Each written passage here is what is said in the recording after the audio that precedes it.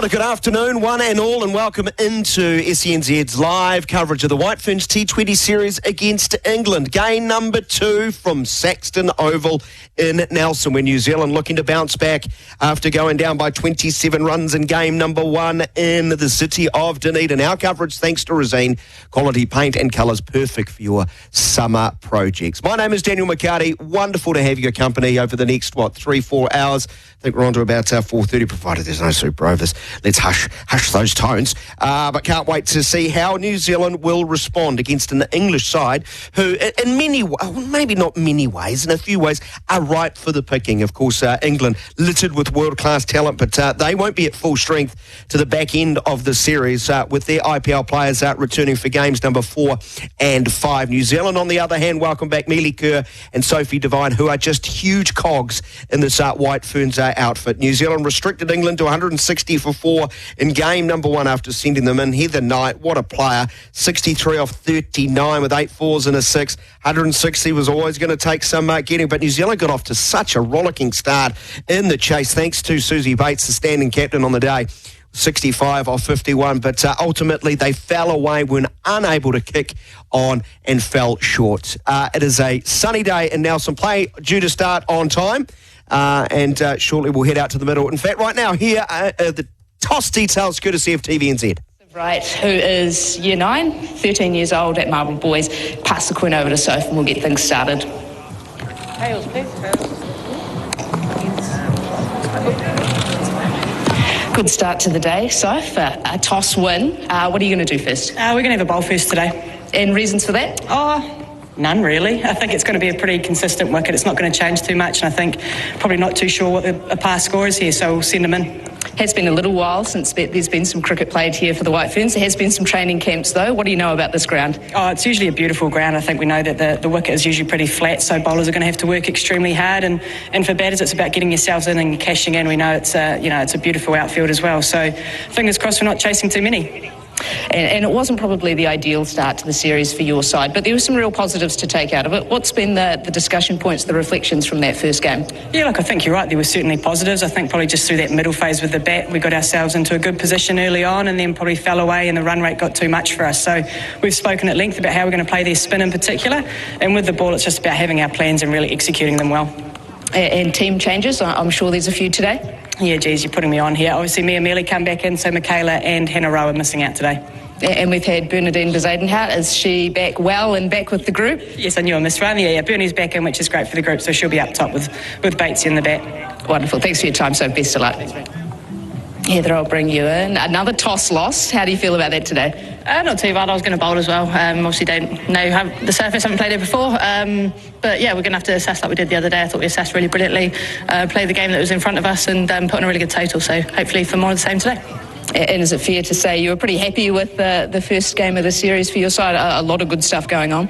Yeah, I think it was a really good run out for us. Obviously, we've got a slightly younger side with different personnel, so I was really pleased with how those girls held themselves, how they went about their business and took their opportunity. So, yeah, more of the same today. Obviously, the White Ferns have got a few of their key players back, so we're going to have to be at the top of our game. But, yeah, hopefully more of the same, try and put a decent score on the board and fight hard to defend it. And really noticeable the way that your side, the slower bowlers were really important, and your seamers as well went to those slower balls early. Is that a bit of a team plan, or was that conditions dictated? It was just a pitch, so it was a little bit sticky. Obviously at Dunedin, and slow balls are really effective with those slightly bigger boundaries. So, yeah, today's a new day. It might be that it's effective, or it might be something else that is working for us. So, yeah, it's all about see what the surface is like and trying to find a way to obviously restrict their batters. And just quickly, team changes? One change, so Smith comes in for Filer. Oh, wonderful. Good luck today. Thank you. Well, wonderful stuff. Thank you very much to TVNZ. Frankie Mackay leading their coverage at Saxton Oval. High cloud about, but plenty of sun. Not the warmest of days, as you would expect from Nelson. It's generally magnificent, isn't it? We are currently sitting at 17, 18 degrees. I know that's rich coming from a Wellingtonian. Just confirming the team details. New Zealand will have Susie Bates. Bernadine Bezadenhout returns to the lineup and will open alongside the veteran right-hander. Mealy Kerr also back from IPL duties, lined up at number 3. Sophie Devine also returning. She'll bat at 4. That will see Maddie Green and Brooke Halliday drop down 1 to 5 and 6 respectively. Izzy Gaze, who opened and kept in game number 1, will slide in at number 7. The bowlers will see Jess Kerr, I thought, bowled really, really well after being expensive in her first over it might have been. Excellent 12 dot balls in her 4 overs. Unsurprising, she retains her spot. Then Leah Tahuhu, Rosemary Mayer and Fran Jonas make up the remainder of the side. So missing out today, Aidan Carson and Hannah Rowe. Hannah Rowe dropping out of the side altogether. Macaulay Gregg as well, who was on debut in that first game. For England, relatively unchanged. Just one change in the bowling department to add, I think, some important variety. It was a lot of right arm. But the left arm finger spinner, that is Lindsay Smith, comes into the lineup for Lauren Filer, who was on debut. So genuine pace and Filer dropping out. The right arm quick bowler for Lindsay Smith coming into the lineup. The full side is Sophia Dunkley, Tammy Beaumont, fresh off her 100th T20 international. Took her, 26 months, over 2 years to actually get from 99 to 100. She doesn't have to wait long for 101. Mai Boucher, who held things beautifully together with the bat in the middle order, but Heather Knight really was the difference with her swashbuckling innings, as we've described a little bit earlier. Amy Jones, Danielle Gibson, Bess Heath, so plenty of power on that middle order. Then Charlie Dean, the off spinner, Sarah Glenn, the leg spinner, with Lindsay Smith and Lauren Bell to make up the remainder of the side. So Holly Armitage remains on the sideline, has not featured so far, and Lauren Filer drops out. And of course, some big names to return later in the series from game number 4 onwards. There you have it. That's the details from out in the middle. Our coverage with Resine, quality painted colours for your summer projects. Anna Corbin joins me again in commentary. Wonderful to see you. I know we're deep into a new year, but lovely to see you. Now a veteran of the SENZ commentary booth. Tell me, let's start with the visitors. They are leading 1-0, and they know they've got some big names coming back. They'd still love to be in a position of 3-0 up when they hand the reins back over to those leading lights. Absolutely. I think that's the position that they'd like to be in heading early into the series, though I do feel as though it is the White Ferns' chance to get themselves a bit of a leg up, to get a bit of momentum going. They're missing their big games. They haven't rushed them back from the Indian IPL League and thrown them into this T20 mix really early, whereas the White Ferns welcome back Sophie Devine and Mealy Kerr, who are both, world-class cricketers and will really bring that strength back to the White Ferns side. England, pretty much unchanged, even though they're missing 3 of their really big names that have been playing in franchise cricket. They're still very, very strong. Yeah, they really are. The Sophia Dunkley, Tammy Beaumont, you've got Heather Knight, who's been in the side forever and a day. Amy Jones is an exciting cricketer. So they're really not lacking any strike power, any experience. So the White Ferns are still going to have to fight very, very hard and be the best team out there on the park today. Yeah, you can see why they're the number 2 ranked side in the world. Understandably so. It doesn't look a weak group at all, despite, some really big name players. But I think it's important to have a bit of variety in their attack. Would you agree that Lindsay Smith, that left arm sort of slow, orthodox is an important sort of cog? No Eccleston, of course, till later in the series, and she's simply world class in that facet. Absolutely. She's probably the best spinner going around on the world circuit at the moment.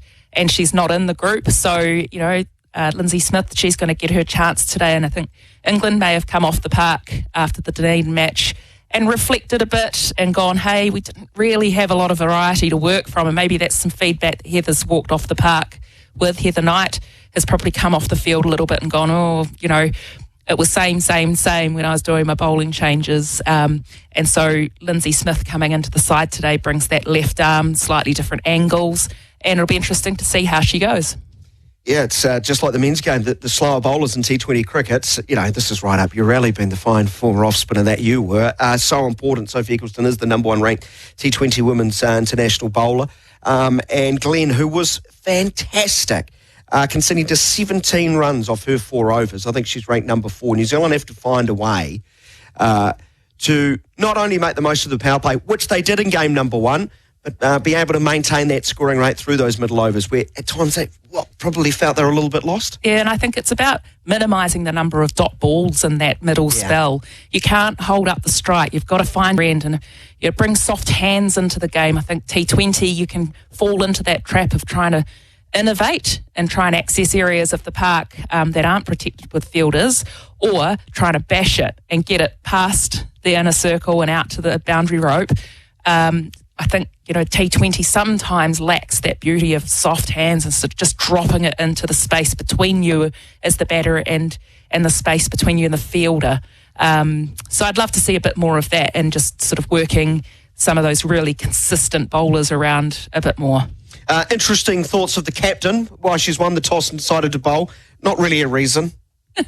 Not really, although, obviously it's thought through. Sort of rolls to her own beat, doesn't hold so. It is, and if it's a wicket that isn't going to change too much during the day, I think, when you know what you're chasing, you can set a plan and get out there. But they just don't have a lot of recent experience at the ground. I think the last one-day game at the venue New Zealand played was back in November 2016.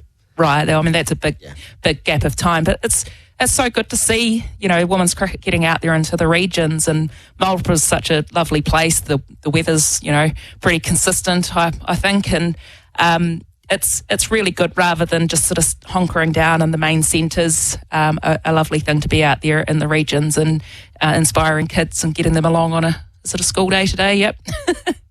So the full New Zealand side again: Susie Bates, Bernadine Bazardenhout, Amelie Kerr, Sophie Devine, Maddie Green, Brooke Halliday, Izzy Gaze, Jess Kerr, Leah Tahuhu, Rosemary Mayer and Fran Jonas. I know they've got the ball first up, but I constantly look to the batting, the sort of Rubik's Cube that it seems to be. There's a lot of moving parts, especially finding another next to Susie Bates at the top. They're persisting with Sophie Devine in the middle order. Of course, she scored a lot of runs opening throughout her very, very impressive career. Bernadine Bazardenhout, someone needs to take an opportunity. Absolutely, and Bazardenhout has, through that Pakistan series, she started to sort of dig her toes in and cement herself a bit better in that top order, although she's still been a bit in and out, I think probably through injury. She had illness in the South African series where she had to return home. So they're sticking by her, which is very, very good to see. It does seem that they're sticking with Sophie down at number 4, maybe because she can come in and get going a little bit more quickly if it's not moving around and zipping around as much with the shine on the ball.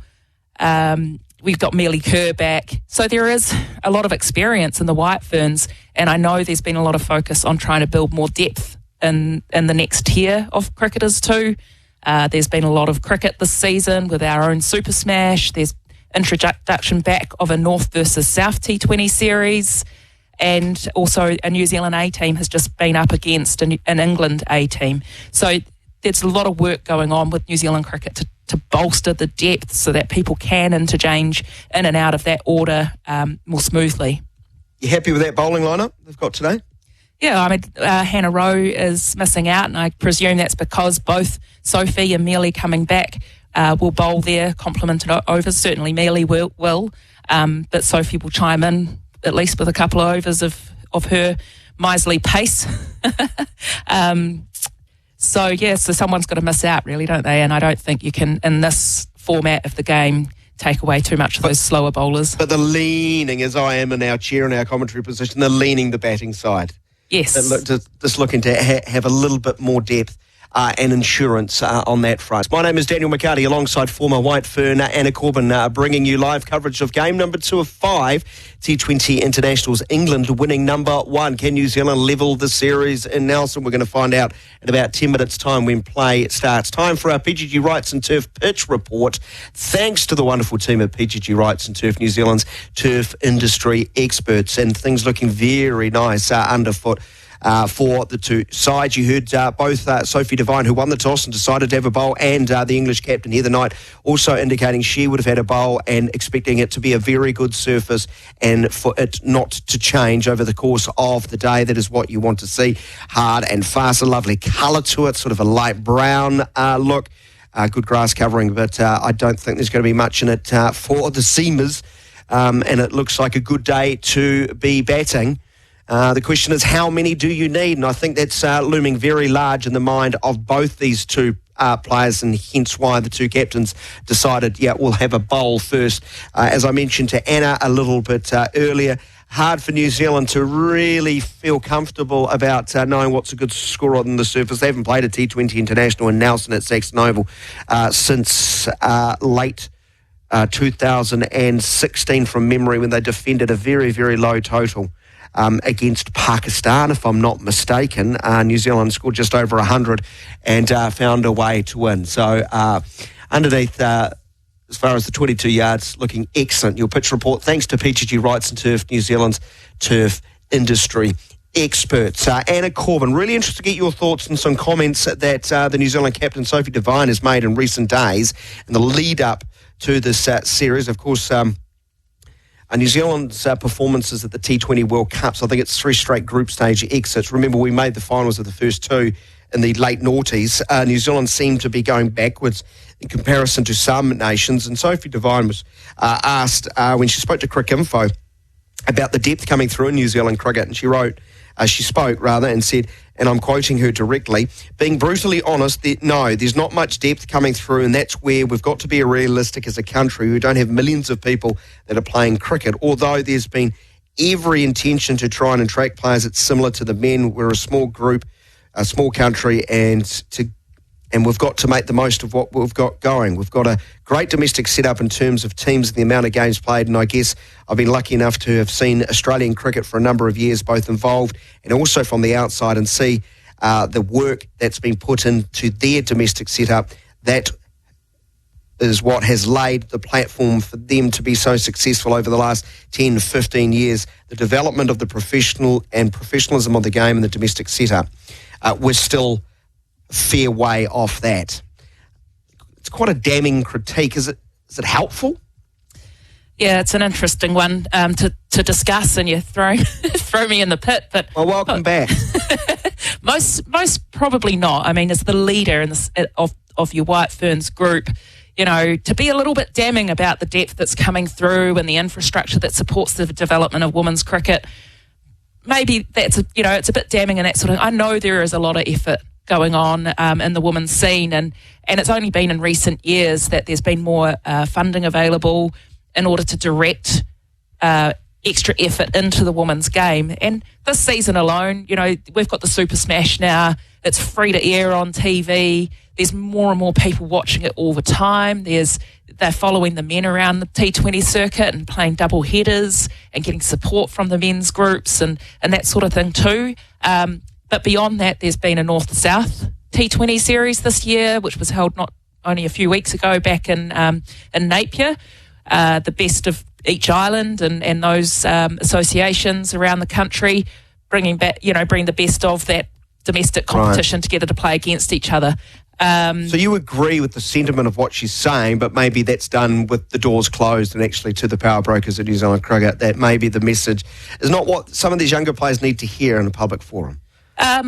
Most likely not. No, it doesn't fill your boots with confidence if your skipper's sort of saying, hey, there's not a lot of depth. So coming into the team as a fresh newbie, you're feeling a bit more, I think you'd be feeling a little more pressure to get away to a really good start and impress your skipper. Well, the skipper is back. Mealy Kerr is back. They will certainly bolster this New Zealand lineup ahead of game number 2, which will start on time in about 6 minutes' time. England will be batting first after Sophie Devine has won the toss and sent England in. Just one change to the English side. Lindsay Smith comes in for Lauren Filer. A number of changes for New Zealand. Bazard and Hote amongst them to open the batting. I've also mentioned Sophie Devine and Mealy Kerr. Yes, for game number 2 of 5 T20 internationals between New Zealand and England. Jess Kerr, though, stands proudly at the top of her mark. 28 T20 internationals. The Wellington medium pacer, I thought, was really good after being put under quite a bit of pressure early, especially in her first over in game number 1. She came back and really had the best figures for New Zealand, 1 for 26 or 4 overs. Importantly, 12 dot balls in that, and she'll be bowling to 2 potential game breakers in Sophia Dunkley and Tammy Beaumont, with the countdown at Saxton Oval officially over from 10 to 1. So right arm, medium pace. As we await Kerr in. False start. She starts, and then we'll have to start again. She'll be bowling to Sophia Dunkley, impressive right-hander, who showed signs of life. Game number 1 as Kerr bowls very well first up. One of those big hooping in swingers that we come to expect from Jess Kerr that would have probably clipped the top of off stump. So understandably, Sophia Dunkley leans forward and defends into the offside and no run. Yeah, Jess Kerr, straight away, right on her mark. No warm-up, although she did have that false start, didn't she? So that's right, she's just making sure she's got everything sorted. So the square leg boundary is protected, backward square legger is out, and also deep mid-wicket. Of course, with that in-swing, understandably, as she bends another one in towards middle and off. Excellent start, right on the money. She gets the ball to just dive into the right-hander, so it takes a bit of time to adjust, and Dunkley sedately pushes up towards the bowler who does the fielding herself. Remainder of the English sides, Boucher, who held things together nicely. Batting at number 3, then Knight, Jones, Gibson, Heath, Dean, Glenn. Down. Her bowling gets hit uppishly, just back past the bowler, very straight as mid-on. And they'll prevent the ball rushing away to the boundary. That was sweetly struck from Dunkley. Nice full-length delivery, leaned into it, didn't try to overhit, and England are underway with a single. Yeah, I mean, she's struck that very, very straight. So I think the mid-on fielder, has done really well to anticipate, get across. To Hoo-Hoo. I'll get there eventually. She just shovels that off to the mid-off fielder. Now Tammy Beaumont bouncing, jumping. She just gets the legs moving. Now takes a guard. Right-hander. So many English players do. Bat raised nice and high, and she's cramped up for room. Turns into the mid-wicket region. Good running between the English pair. The throw from Kerr is just away to the left-hand side. Amelia Kerr, that is. Another run, so 2 without loss, but Jess Kerr again posing a few questions early. Yeah, Jess Kerr, she's right on the money in this first over, which she'll be pleased with because, as you pointed out in the build-up, she was a bit slow to get onto her mark in her first spell down in Dunedin. I just sense Tammy Beaumont, a bit of nervous energy. You know, just fresh back into the squad after a good break. Now Dunkley gets a low full toss and is going to clip it away through the vacant mid-on region. That shuffled the field around from deep backward square to deep mid-wicket.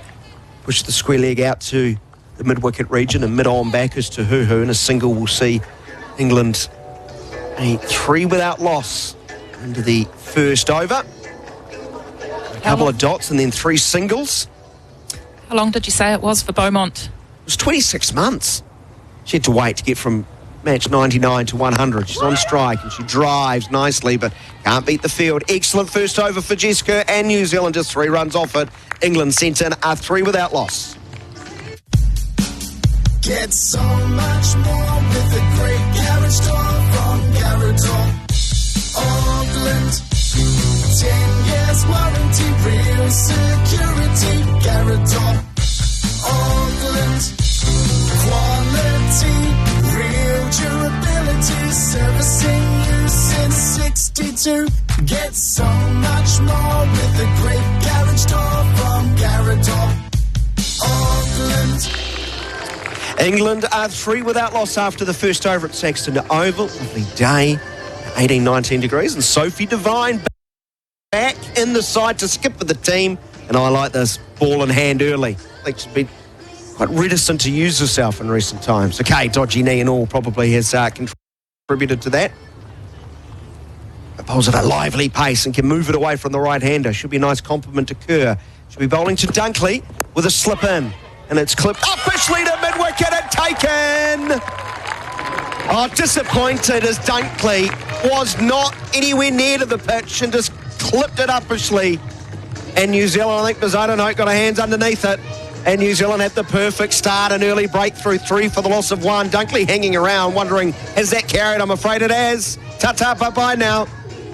Yeah, see you, Sophia Dunkley. I mean, she's just held that back, didn't come on quite as quickly as she thought it would, and she's just chipped that into the short mid-wicket region. And it looked like it was going to die in front, but Halliday's done well. Yeah, Halliday held on to it. Thank you for correcting me as he gazes behind the stumps. Been an episode of notes off from there, but she's in the field somewhere, just not at mid-wicket. But excellent start for New Zealand as we check the GJ Gardner Holmes replay, and just not there. Tried to roll the wrist, sort of hit the outside portion of the bat. And really, that's a bit of a dolly. New Zealand's taken it. And in the summer where both the New Zealand men's and women's side have been allergic to catching, it is just the ticket. Well, perhaps they've broken the shackles now. Excellent to get a catch. And Sophia Dunkley too. I mean, she's aggressive, she's assertive. She likes to get away to a quick start. So that's a great breakthrough, nice and early. So that will bring out to the middle, Maya Bouchier. 25 matches, averages over 20, but fresh off her best score in T20 cricket, 43. And she's leaning forward. I mean leaning forward. The foot did not go forward as she pushes straight back to the bowler. It was a very late stroke, wasn't it? Yeah, I think that maybe Sophie isn't, she's a miserly kind of a pace bowler, and she's got so many sort of variations. She holds it back or she shoots it through, and I think that one there was just a bit of a warmer-upper. She held it back a bit. It was a great line and length. Nipping back into the right-hander, rolls the wrist, turns it backward a square for 1. That's all they'll take. So Bouchier's off the mark. 1, Beaumont on 1, 4 for the loss of 1. Dunkley, the player, out. Caught Halliday at mid-wicket off the bowling of the New Zealand captain, Devine. What an impact player, eh? Back in, first wicket, first ball, first wicket. So this lark's easy. International cricket's easy. Welcome home. Right arm over the wicket. Wayward down the leg side. She went full, trying to get the ball to swing, but just got the line wrong. So first extra, 5 for the loss of 1, halfway through the second over. Well taken down the leg side from Izzy Gaze. It's good to see her with the gloves on. They also have the option of Bezuidenhout, who could take the gloves as well. So still settling in that role.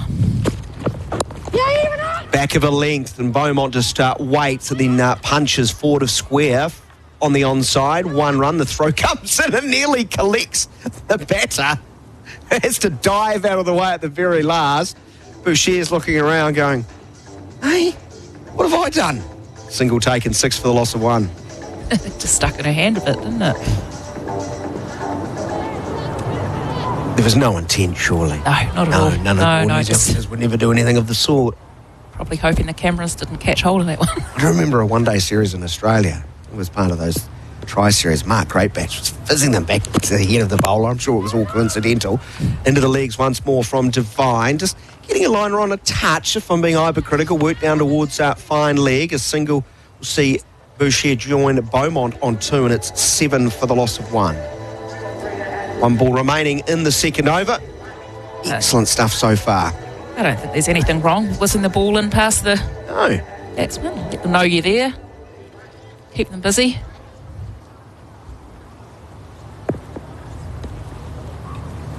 And Devine finish an otherwise very good first over. She misses on line again. An advancing Beaumont can catch up with it. She flicked the bat down the leg side. It was well down that leg side. Another wide would take the score to 8 for the loss of 1. That one was wider again down the leg side, so a bit loose. Picked up that nice first early wicket. Run off every ball so far since. Again, leg side, and it's a half volley, and that's going to be 4. Fine leg is up inside the circle. You can't miss there with that field. Devine has, and unfortunate end to the over for New Zealand with a wide and a boundary. After 2 overs, England are 12 for the loss of 1, having lost Dunkley in the over. Caught Halliday, bowled Devine for 2. Back after this very short break. Hi, Paul here from Waterforce. Keeping your lawns, gardens, parks, subdivisions, sports fields and golf courses looking we do best. We're also experts at improving water quality so it's safe to drink and use. We help a wide variety of residential and commercial clients around New Zealand to use their water as efficiently and effectively as possible. Waterforce offers custom design solutions for your individual needs and supplies the best quality products and equipment for the job. Download our home irrigation planning guide to get started at waterforce.co.nz. T20 cricket continues here on SENZ as Jess Kerr bowls back of a length, outside of off stump, punched by Bouchier. Can't beat the field. Our coverage with Rosine Quality Paint and Colours for your summer projects. Halliday taking the catch off the bowling of Devine and mid-wicket in the previous over, and the dangerous Sophia Dunkley sent departing. Now Kerr conceded just 3 runs off her first over. Looking to tighten the screw inside the power play. Boucher, tall right-hander on an off-stump guard, leans forward, pokes the ball into the cover region, no run. Yeah, I don't know too much about Boucher, but I like what I've seen so far. She seems to just sort of play within herself. Good technique. She's more of a classical kind of batter. Yeah, that's a good description. She nudged it around, and 43 or 43 fours, not a big boundary hitter, but just played a really important role alongside Knight, who was going gangbusters. Kerr in again with the outside of off stump beating the outside edge as she tries to play a flashing sort of square drive. Was Boucher was certainly there to hit, but just a little bit of extra bounce with the new ball. Jess Kerr. Yeah, I like that line better. That's sort of 4th or 5th, or probably even 6th stump. Man, that's generous. Yeah. We just see the replay again. Glasses today. No, there's another set of stumps outside the off stump there. But a 9th stump line, excellent. I'm sure you draw that up in your coaching. Fuller this time, half volley, powerfully struck straight to mid-off, and Devine no run, 4 dot balls. Brilliant stuff here from Kerr. She's conceded just 3 runs of her first 10 balls, 12 for 1 it remains. This is really good from Jess Kerr. Like 4 dot balls, 3rd over into the innings. And dot balls in the power play, they're really just going to build a bit more pressure, isn't it? So, it'd be interesting to see how she gets out of this over now. 2 remaining from over the wicket. Nice length, and it's leisurely punched off the front foot. It's a really nice looking stroke. To her right prevents the ball getting outside the inner circle. So a single to Boucher, has 3 off 8.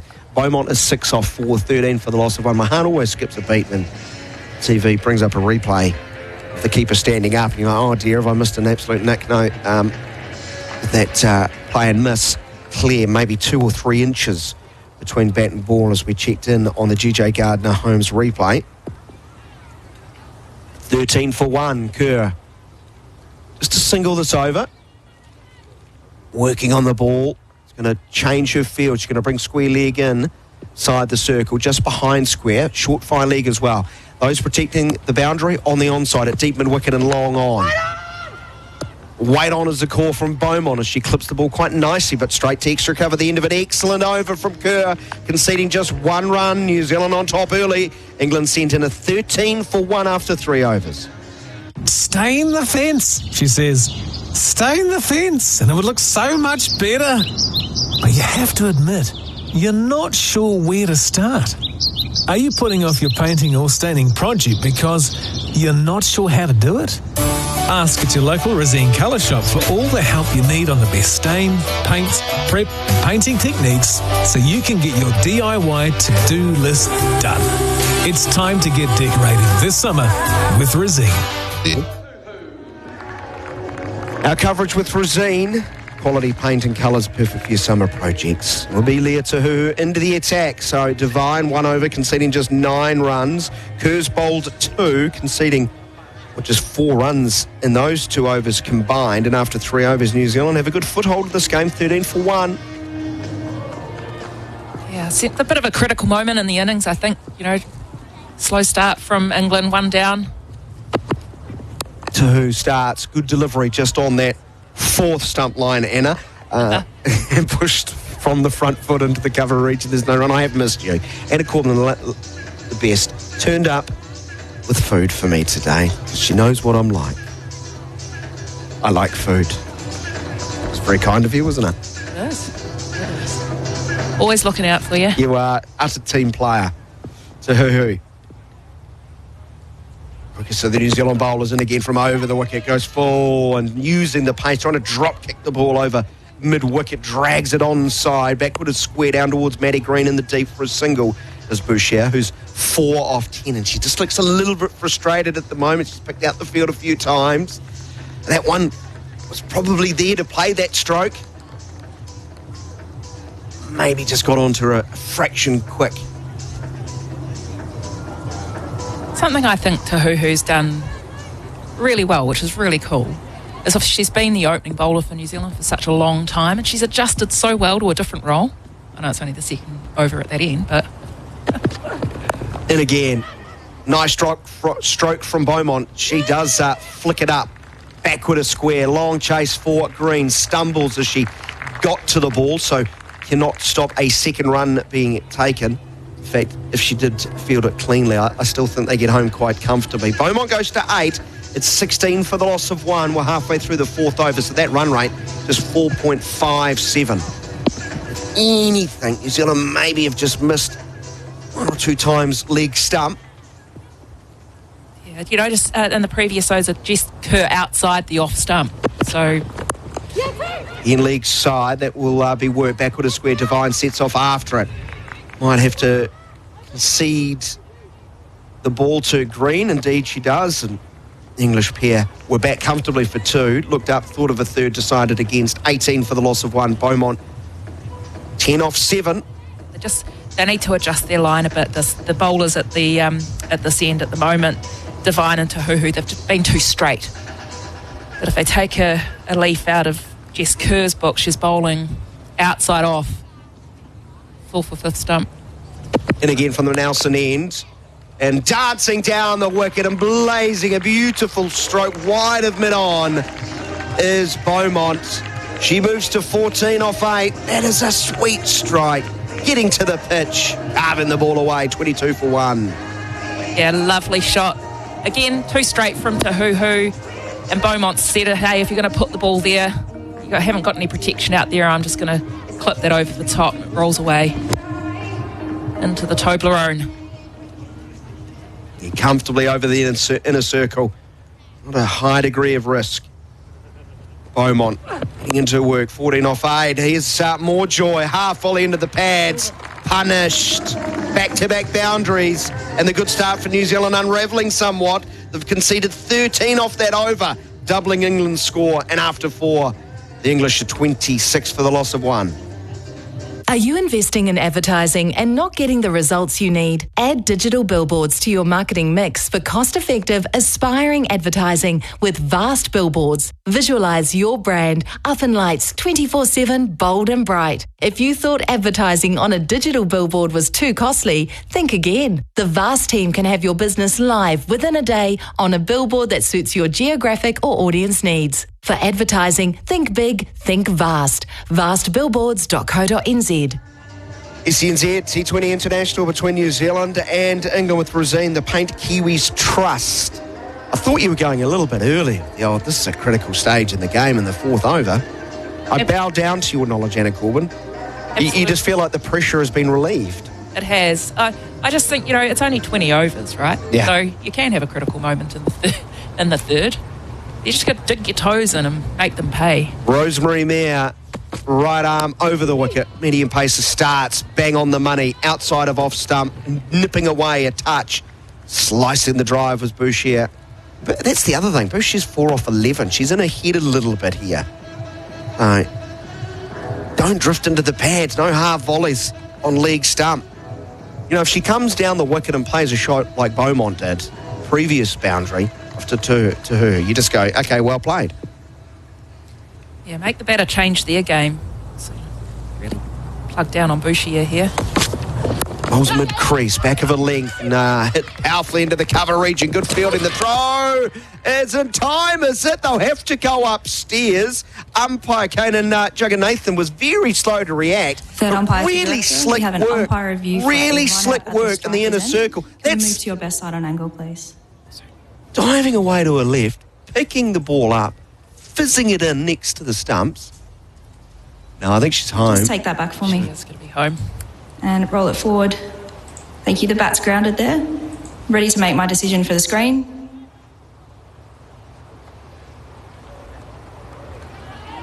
Now she was sent back. It's Bernadine Bezuidenhout, I think. The fielding, not out as the call, but that's really impressive. Clearly home by, almost the length of the bat as we check out the replay, thanks to GJ Gardner-Holmes. But the fielding is very nice. Anything, maybe the throw just a touch high. She's done well to get back. She's halfway down the wicket. Short outside of off stump and smashing the ball. Wide of extra cover out of the fence for 4. Yeah, it's a let-off ball there from Rosemary Mayer. She's 2 dots and then given them one short and wide outside off. And it's easy pickings out through extra cover. Just throw your hands at it. Whack. Done quite well to hit it that far in front of square. She's seen that nice and early. Yeah, good position. Boucher up to 8 off 13. Big appeal for LBW. Missing leg stump. She got a long way across. In fact, she takes her guard on off stump. So, but clearly the ball in a missed leg stump. I don't think there's only going to contemplate having a look here. Leg bye will be taken. DRS count down timer. Got 5 to go. New Zealand not even talking amongst themselves. 31 for the loss of 1 with that leg bye. No, absolutely not. That was a very hopeful appeal. It was easily going right down leg side. I think she's missed out here because she's so far across her stumps anyway. That really is it's a leg stump half volley. We saw Beaumont in the previous over smash hers away. Maybe Boucher's missed a trick. Mayer in again. 2 balls remaining in her first over. Well, Bowl getting the inside edge, trickling back into the pads of Beaumont, who looked a little bit uncertain whether to go forward or back. Excellent bowling from Rosemary Mayer. Interested to see what they do with their field here. Getting out of the over, there's 1 ball to come. Dot ball makes it a good over. Boundary puts it back in England's favour again. So, are there any changes to come in the field? In the last over, New Zealand went wide 4. Putting in the over well on that occasion. 31 for 1. Our coverage with Rosine. The paint professionals use. Rosemary Mayer is a lovely action and beats an advancing Beaumont on the inside edge of the bat. Premeditated. She shuffled down and it was too close to free the arms. Excellent finish by Mayer. After 5, England are 31 for 1. I've always tried to make good choices for my family's future and their happiness. Having an enjoyable and safe building experience is about choosing the right builder. So put your family in safe hands and choose GJ's with their proven track record. In over 25 years of business and with close to 23,000 builds, GJ's has completed every home we've ever started. A fact we're very proud of. Make a wise choice and choose New Zealand's most trusted home builder. GJ's, here today and tomorrow. England sent in by New Zealand and Nelson. Game number 2 of 5. 2 games to be played at this venue. Devine's back into the attack and she has another ball chipped uppishly through mid-wicket. First ball of her second over won't lead to a wicket because mid-wicket's now not filling inside the circle but out. I think about coming back for a second. 32 for the loss of 1. Devine went for 9 off her first over. Beaumont is 18, Boucher is 9.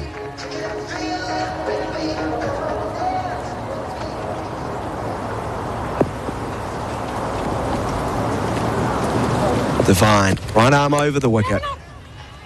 Nice wicket to wicket, targeting middle and leg. It's just worked away through square leg. Don't mind being hit there with the field that they have set with players out at deep mid wicket and square leg. We're into the last over of the power play. 33 for the loss of 1 with that single. Game number 1, England weren't too far away from this position. 41 for the loss of 1 after the 6 overs of the power play. Long on now going back, square leg coming up inside the circle. Devine was wide, a slower of off stump, hit powerfully straight to mid-wicket, extra cover is retreating and doing some smart fielding.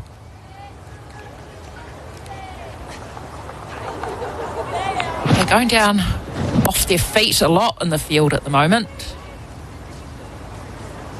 That was Susie Bates, wasn't it? Bates down on the ground.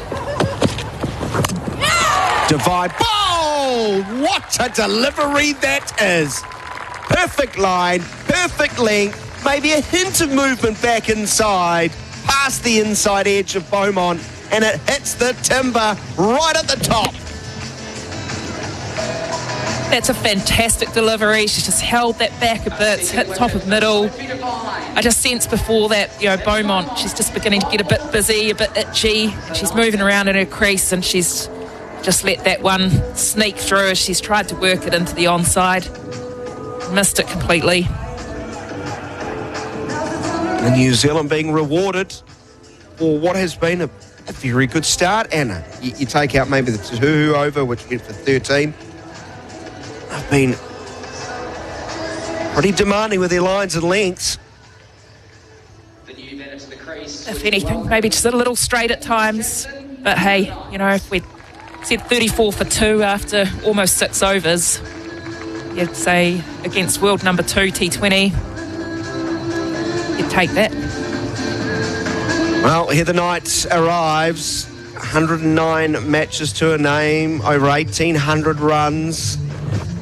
Fine player as a T20 International 100 and was sensational in game number 1. 63 off 39, and she joins Maya Boucher again. Those two combined for a partnership of 91 off 64 in game number 1. Knight, captain to captain, squared up as she comes forward. A little shuffle down the wicket before the ball is released. You compare that to Beaumont, who actually took a little step outside of leg stump, trying to maybe create an angle to hit through the offside with the boundary riders back inside the power play. But the ball just came back at her. Yeah, you talk so much, Daniel, I don't have a chance to mention it. Shut up, Daniel. Push to point. Message received. More of Anna Corbin after this. Missed you. 34 for 2. That gloomy second bedroom. All it needs is brightening up. So how do you get started? Do you need to seal the walls before you paint? Are you putting off your painting project because you're not sure how to do it? Ask the team at your local SEZN colour shop for all the help you need on the best paints, prep and painting techniques for your project so you can get your DIY to-do list done. It's time to get decorating this summer with SEZN.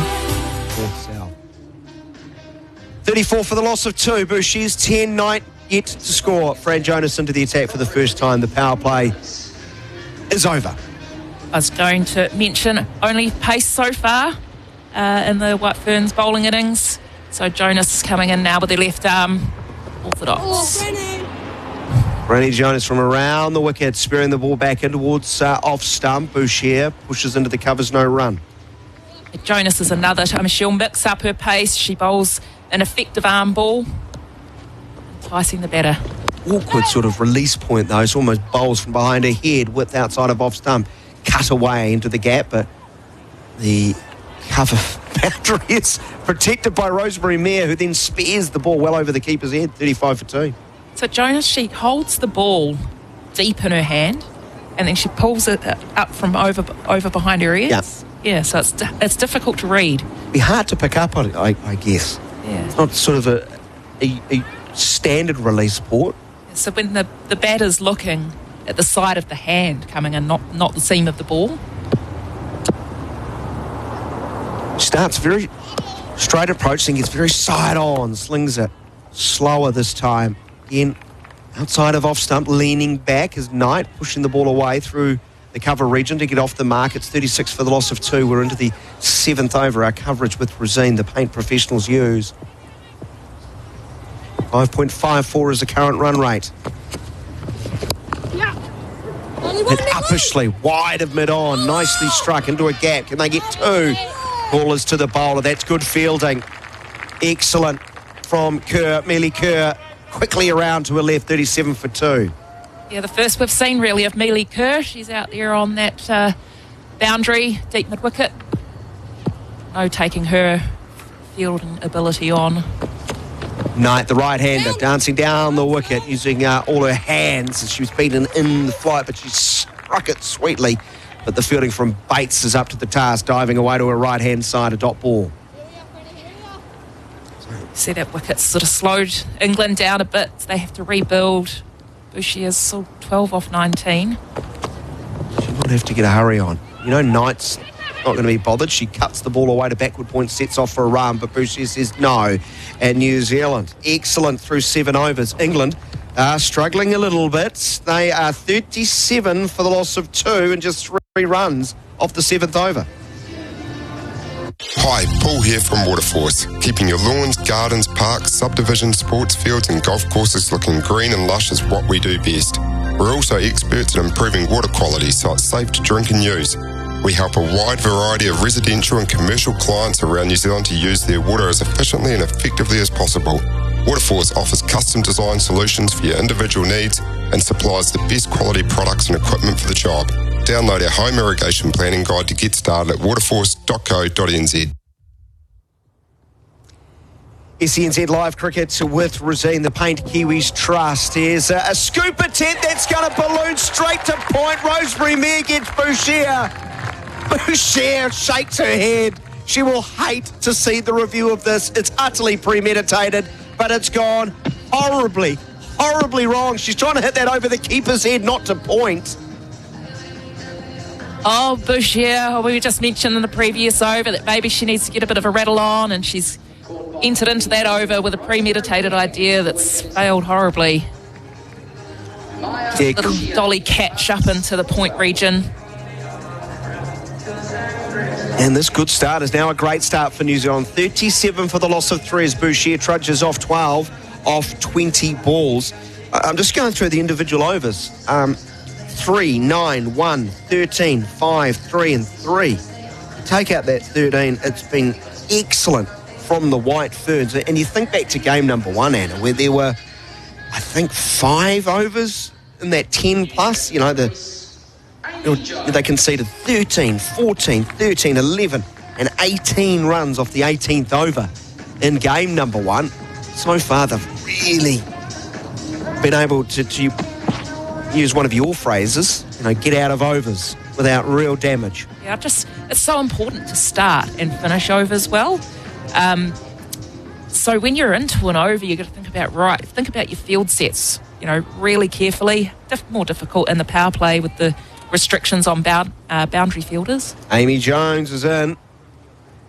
Right-handed batter, fine player. But beaten outside of off stump. Good bowling from Mair. It was full. Chance for it to move away. Just kissed off the surface at a good pace to it, 117k. And Jones beaten all ends up. Rosemary Mair's another that's worked really hard on her game over the last season or two.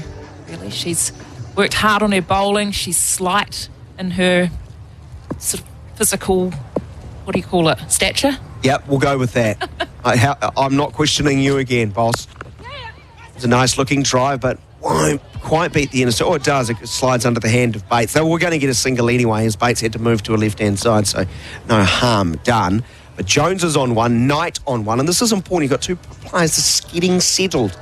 Don't help them out. 38 for the loss of 3. Make them work for it. Dig your toes in. You fight for every ball here. A single or a dot is a good outcome. Just don't let them off.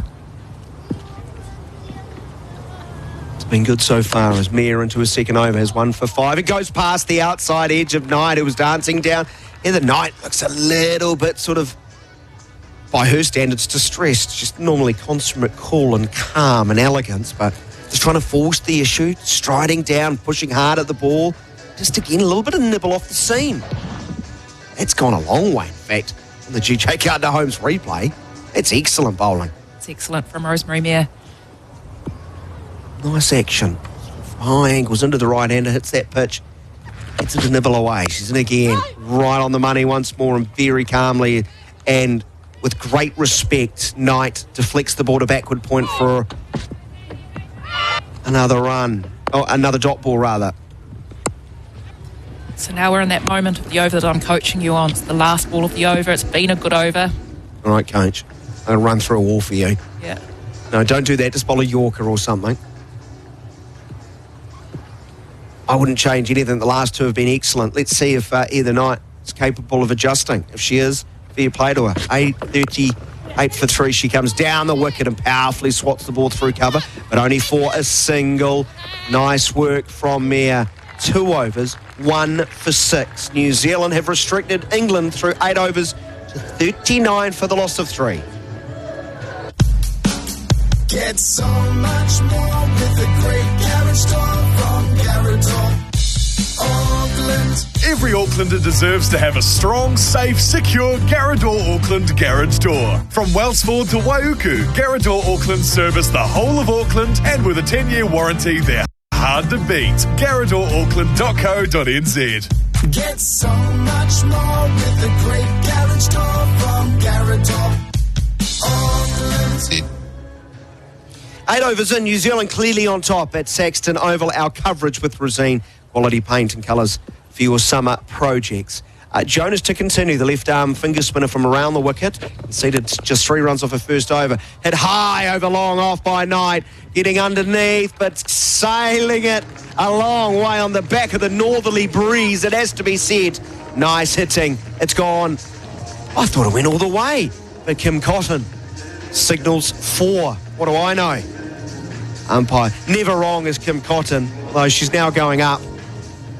She's a little bit confused. And we will have to check the GJ Gardner-Holmes replay. I thought this was 6. Yeah, Sophie Devines corrected Kim Cotton, I think, there and said, no, that made it all the way over. So that'll be a 6. Should be an umpire, right? I can do one thing. I can judge it when it goes over a rope. Very difficult. So that will be 6. And a good start the 9th over. England do need to get a hurry on. Here the Knights decided, I'm going to target the finger spinner with that mid-off up inside the circle. And Kim Cotton now changes her decision. And the score will advance by 2. So the first 6, Knight hit a number of boundaries. 9 fours, I think it was, and 1 6 in that brilliant knock. Now a little reverse paddle. Sweet, she's got all the strokes. Gets a pass short, fine leg. Only about 5-10 metres. She wanted a second. They could have got it too. A third look from Heather Knight to Jones at the other end, in the naughty chair as far as the captain's concerned. 46 for 3. Good old captain's glare. Come on. Work hard. We're out here. We're playing international cricket. Amy Jones, 1 off 2. The right-hander waits. She goes back and hits the ball nicely forward of point for a single. A lot of similarities, and hear me out here, to Joss Butler. A keeper, batter in the middle order, hard hitter. But just the way she holds the bat, there's a lot of similarities. Yeah, I really rate Amy Jones. I think she's an outstanding cricketer. She's aggressive and she's got all... A little bit mad too. She stands up to all the quicks. Oh, that's where I'm going with it. It's like someone's charging in, standing up. Heather Knight turns the ball through mid-wicket this time, just for a single. Deep mid-wicket is in. There's 3 back on the onside, protecting deep square leg, long on and mid-wicket. So only ever 1 of Jonas continues that line, spearing in towards off stump. Knight's now 10 off 11. It's 48 for the loss of 3. Jones, playing with a big smile on her face, goes back and hits the ball hard into the onside, out towards deep mid-wicket once more, where Millie Kerr fields. So 10 runs off this over, 1 ball remaining. Just 4 fours and 1 6 through 8.5 overs as New Zealand's limiting England quite nicely here at Saxton Oval at 49 for the loss of 3. Knight started with a flourish. She'll end with a mistimed poke into the offside, and oh no, you heard her cry. Through 9 overs, England battling a touch, so 49 for the loss of 3. The team at PGG Wrightson Turf are all about the delivery of high-performance turf grass solutions. They've been in the business for over 40 years, so they know what it takes to deliver a top-quality result for your needs. From pro sports turf and turf landscaping through to revegetation and erosion control, their highly skilled team knows every aspect of the turf and environmental markets. To find out more about how they can help with your turf grass solutions, visit pggwrightsonturf.com. England through 9 overs on SENZ, 49 for the loss of 3. Our coverage with Rosine, the Paint Kiwis Trust. And it will be Tahuhu, whose first over went for 13. She's back into the attack from over the wicket. 2 straight as Jones works so nicely forward of square. Got 1. It's poked it nicely into a gap 2. They should come back for a second. The throw needed to be right on the money, and it would have been gone, I think. But that's the old adage of put the field under a bit of pressure, and they've bought themselves another run. They move past 50, England. It's 51 for 3. Bit of a chance gone begging there for the White Ferns. There's a definite run-out opportunity. So the angle that the fielder had to pick up the ball, she just had to position herself in order to get it to the wicket keeper, which is affected the accuracy of the throw. Yeah, since England here, they're working hard to try and up the ante now. They're talking well in between the overs. Tahuhu bowling to Jones. It hits the ball powerfully on the up, back past the bowler and past mid-off. That's a good a shot as you will see anywhere. 55 for 3. Jones showing all her class. 9 of 6. Wow. Stood up nice and tall, hasn't she? She's just got all the time in the world.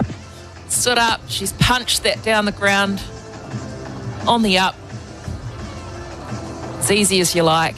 It's hit too hard for your mid-off fielder to cut off in the inner circle. The way it flew off the bat. The split grip she has, so plenty of bottom hand. It can't catch up with the ball that's into her legs. It will deflect to the onside. A leg by signalled by umpire Jaganathan, and it's 56 for the loss of 3. Tahuhu has been good at slowing things down in the middle of the innings and picking up, a breakthrough wicket. She's been a little expensive so far today, and just only 1.3 overs, gone for 19. 7 off this over so far. More runs, drifting leg stump line, work down towards fine leg. Was returned before they come back for a second. So Knight is 11. Jones is on 9. You're going to get the dreaded question after 10 overs. What's par score? Knowing full well we haven't had a T20 international at this ground for, 8 years, I think it was? 2016. New Zealand made just over 100, defended that against Pakistan. Here's a swatting pull shot, up a shout towards deep mid-wicket, but got underneath, and the catch is held. The dangerous Jones departs. And it's 57 for 4, and Leah Tahuhu now has a wicket. The White Ferns, they've got a knack today of just pulling out the wickets right at the right time. You sense England are trying to accelerate. Amy Jones, she's trying to smack that one out to the boundary, and she's just misjudged where the fielder is. Well, she's hit the ball into enemy territory. Deep square legs out, deep mid-wicket, long ons out. So you have to hit it impeccably, like she did with that beautiful punch drive at the start of the over. But she hasn't on this occasion. And Maddie Green, how will she be feeling after dropping Heather Knight in game number 1, which was the dolly of dollies? She's pouched it very neatly in the deep, and I'm sure just a huge breath released. 57 for 4, and now we'll see Gibson. And Al Gibson, very handy all-round cricketer, arriving to the middle. Yeah, you're right. Maddie Green will be happy to have the monkey off her back. She's just, by her own standards, she's a really good fielder, Maddie Green. So, and again, Tahuhu picking up wickets in the middle, more expensive than she would like by her standards, and doing the job for the White Ferns. So Tahuhu bowling to Gibson. Bit of bat, bit of pad, but Tahuhu reacts quickly across the surface to the onside to prevent a run being taken. A good over for New Zealand. They got rid of the dangerous Jones, and England find themselves 57 for 4. The hallway with dated wallpaper. Yeah, some people might call it chic, but to you, it just looks tired. What's the easiest way to remove old wallpaper, though? Are you putting off your decorating project because you're not sure how to do it? Ask the team at your local Resene colour shop for all you need on the best wallpaper, prep and hanging techniques so you can get your DIY to-do list done. It's time to get decorating this summer with Resene. Our coverage is with Resene, the paint professionals use. It's game number 2 of 5 T20 internationals between the White Ferns and England. Amelie Kerr, what a wonderful position to be in, Anna Corbin. You have the opposition 57 for 4, and you can bring in an absolute world-class leg spinner who starts with a googly. It's short of length, and Knight can whack the ball away through mid-on, almost off the front footer. Single will be taken. You're right. It's only a matter of time before you bring Millie Kerr into your bowling innings. Now we get to see her fresh off the back of IPL. Down. Gibson is cramped up. She went outside of leg stump trying to access the offside, the right-hander. Very talented youngster, still only 22 years of age. This is just her 9th T20 international. And you look at her record, she's only got 37 runs in her career prior to this innings. She pulls the ball away, forward of square into a gap. She'll get 2 here, nicely placed, and try to overhit the ball, and she'll calmly come back and push the score up to 60 for the loss of 4. But it shows how high they are on her. 6 is an important position. Here we are, Millie, here we are. Yeah, she's obviously a talented cricketer, and with the absence of some of their, big name players, she's getting her opportunity here. Kerr drags the ball down short and on leg stump, and then hit away powerfully out towards deep mid-wicket. Maddie Green's across. Gets the knee stuck in the turf a little bit. Jarring blow. She gets the throw back. She gets up. Replaces her divot. Must play a bit of golf. 62 for the loss of 4. Gibson on 4. Knight on 12. So 6 and over from here would take them up to 118. 4 balls late, boss. Here's Kerr again, leg spinner, going back, worked up towards mid-off, wide of Devine, never a chance for a run out of single. 63 for the loss of 4. What's a par score here? Well, I think from this position, England would be doing well to get to 125. Well, New Zealand will take that. Absolutely. Bite your hand off for that. It's just doubling the score. In the night there, though, anything's possible. The English are probably thinking. Knight gets a short wrong and hitting with the spin, hitting out towards Maddie Green, has been very busy. He's already taken a catch. Good in the outfield. Throw is returned. 64 for the loss of 4. Gibson is 5. Knight on 13. 7 runs off the Kerr over. Get so much more with the great garage door from Garage Auckland. 10 years warranty, real security. Garage Auckland. Quality, real durability, servicing you since 62. Get so much more with the great garage door from Garage Auckland. SENZ, I was going to say Test match, that's where I was last time. Sorry, Anna Corbin. Alongside me, it's T20 cricket between New Zealand and England from Saxton Oval in Nelson. Our coverage with Rosine, the Paint Professionals News, and New Zealand on top. England going at just 5.82 runs and over through 11. Here's Kerr, who started things brilliantly with 2 overs for 4 runs. She's driven over the top of the infield through the offside by Knight, but for a single. Knight's 14 off 16, Gibson's 5 off 5. So you think 125's, but I was asking what's par score on the surface. That's under par in my mind. Absolutely. Yeah, I think 150 I've got to get up to. So what's that, about 9, 10 and over? Yeah, it's lofty heights. Wouldn't put it past them. Kerr goes past the outside edge, and I think it missed stumping as it was Gibson trying to turn the ball on the onside, and her right foot, her back leg has come out of the crease. And unfortunately, Gaze hasn't taken it cleanly, and that's a missed opportunity. Oh, I don't know how that missed everything. It's missed the bat, it's missed the stumps, it's missed the middle of the gloves, and it's gone to ground. Kerr in again, a little bit slower, wider off stump, hit powerfully over the mid-off field for 4. And that is salt in the proverbial. 69 for 4. Gibson, her first boundary, she's 9 off 7. Not a bad strike here from Gibson. She moves her front leg out the way and takes a good old swing at that over top of mid-off. A couple of bounces away over the boundary rope. 69 for 4. Looking to accelerate. 6 and over. Kerr, well bowled, just took a little bit off it. Maybe he just rolled the fingers over. Leg cutter as Gibson just pushes to the mid-off region. There will be no run. Nicely defended. I mean, as a batter, you can get into the risk of hitting a 4 and then thinking, I'm going to do that every ball. On the hard stumping scale, how high was that missed opportunity? Ponder that as Kerr's already at the top of a mark. She's in again from over the wicket. It's full into leg stump, worked nicely through mid-wicket, out towards the deep for a single. Gibson to 10 at 70 for 4. With my very limited wicket-keeping experience. Well, you had a lot of stumpings off your own bowling. Yeah, but I think as soon as the ball goes in the line of the batter, you lose sight.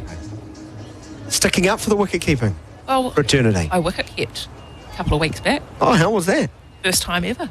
How did you go? Took 2 catches. Oh, nice. Yeah. It's a very fine end to the over as Kerr goes with the slower ball. Pushed straight back to her. 12 overs. England going at 5.83 at 70 for the loss of 4. Is your business on a busy road? Maximise your location and elevate your presence with a vast digital billboard. And not just any old billboard, an LED billboard. Showcase your brand and products up in lights, bold and bright, 24/7 with Vast. Sizing to suit from 2 metres to 10 metres. Be seen and increase sales. Contact Vast Billboards to BYOB. Buy your own billboard. Think big, think vast. Vastbillboards.co.nz. 70 for the loss of 4. The 13th over, we'll see Amelia Kerr starts. Balls are cut away straight to point. There will be no run. Short third man. Backward point. Cover mid-off. Hard to beat that inner circle.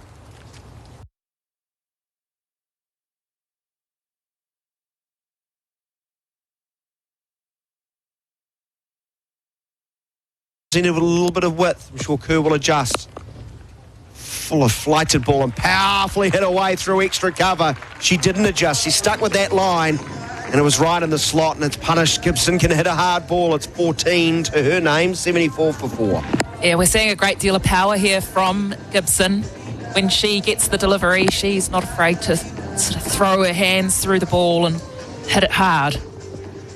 And she's backing away from leg stump. She knows that offside is tantalising. I wonder if she'll look to go there again. She waits, the bat raised very high, but she's beaten through the air and off the surface. It's a wrong shot because it's hit the timber. Kerr has her first. It's 74 for 5, and right now it's all the White Ferns Day. Fantastic breakthrough. They're really digging their claws in here, the White Ferns. And you're right, Gibson did back away. She did look to get the ball through the offside and she's missed everything. You can't do that with Amelia Kerr. She's way too clever. Hurt wrong and spins a long way. And Gibson's in a decent position to play that shot. Yeah, I know she's hitting against, but it's the amount of turn, I think, that surprises her. Yes, so she's just got to get a good stable base and she didn't manage to do that. She's still on the move when the ball hit the turf. So you can't, it's hard to judge the movement of the ball while your body and your eyes and your head are all still on the move. So Bess Heath coming in at number 7 and another very inexperienced T20 player. There's 1 run to her name.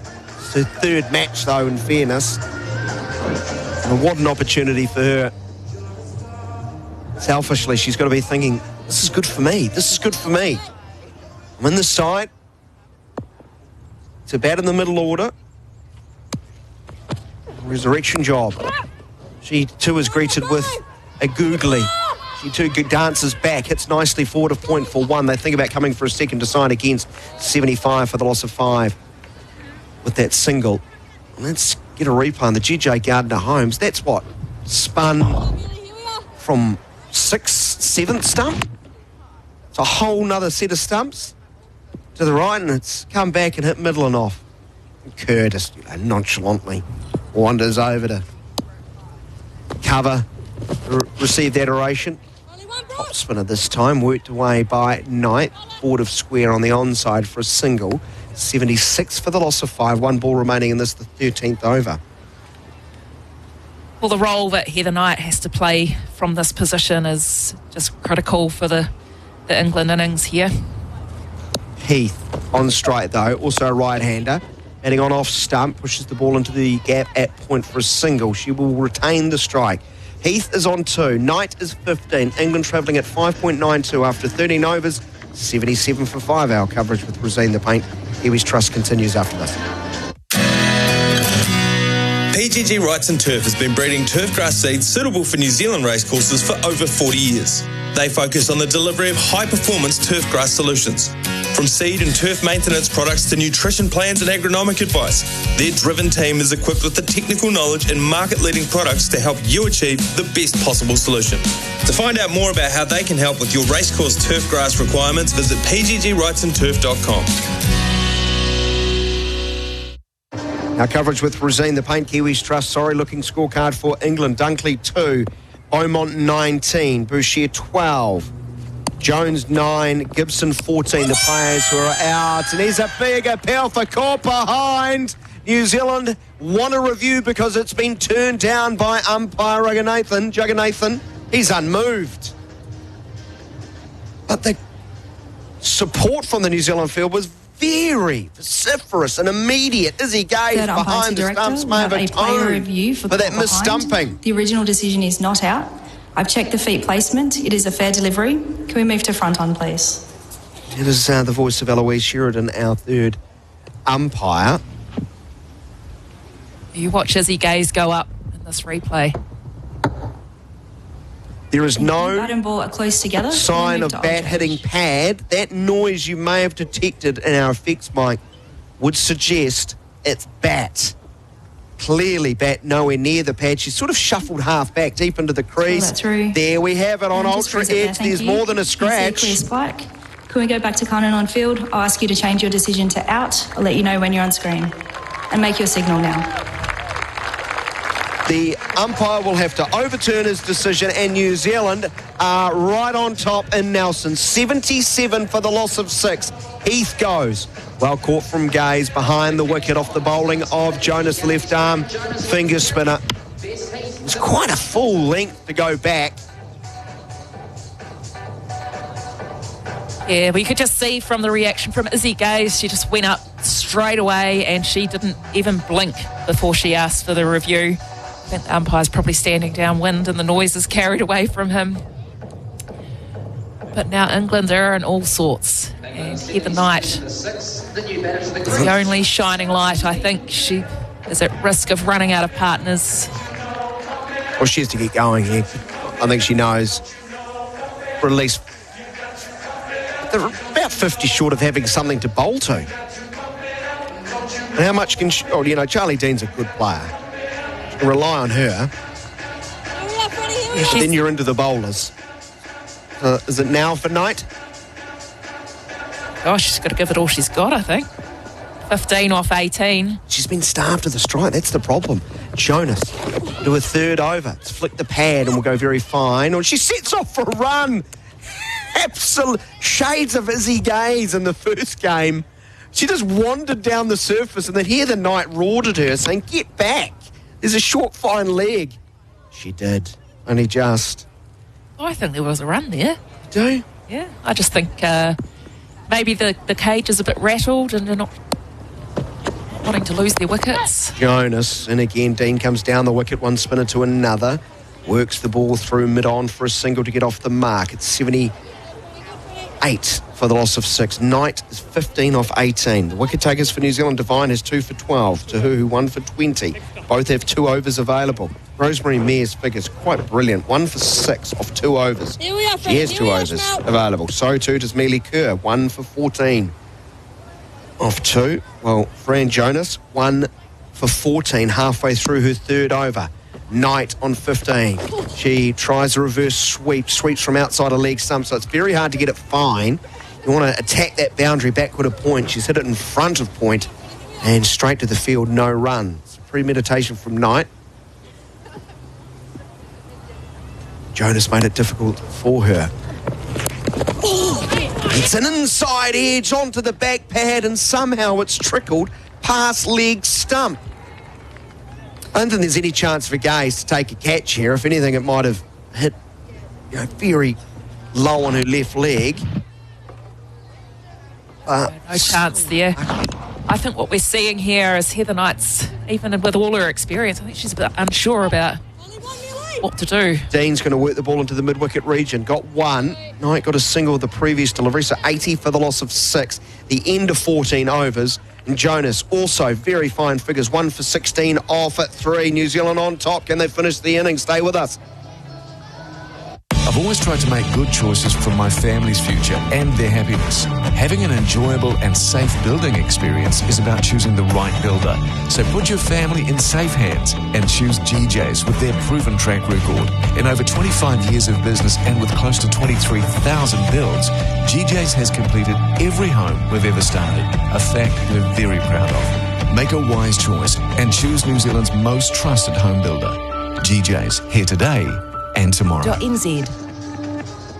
After 14 overs, England are 80 for the loss of 6. 80 for the loss of 6. New Zealand been so good. 39 dot balls, Anna.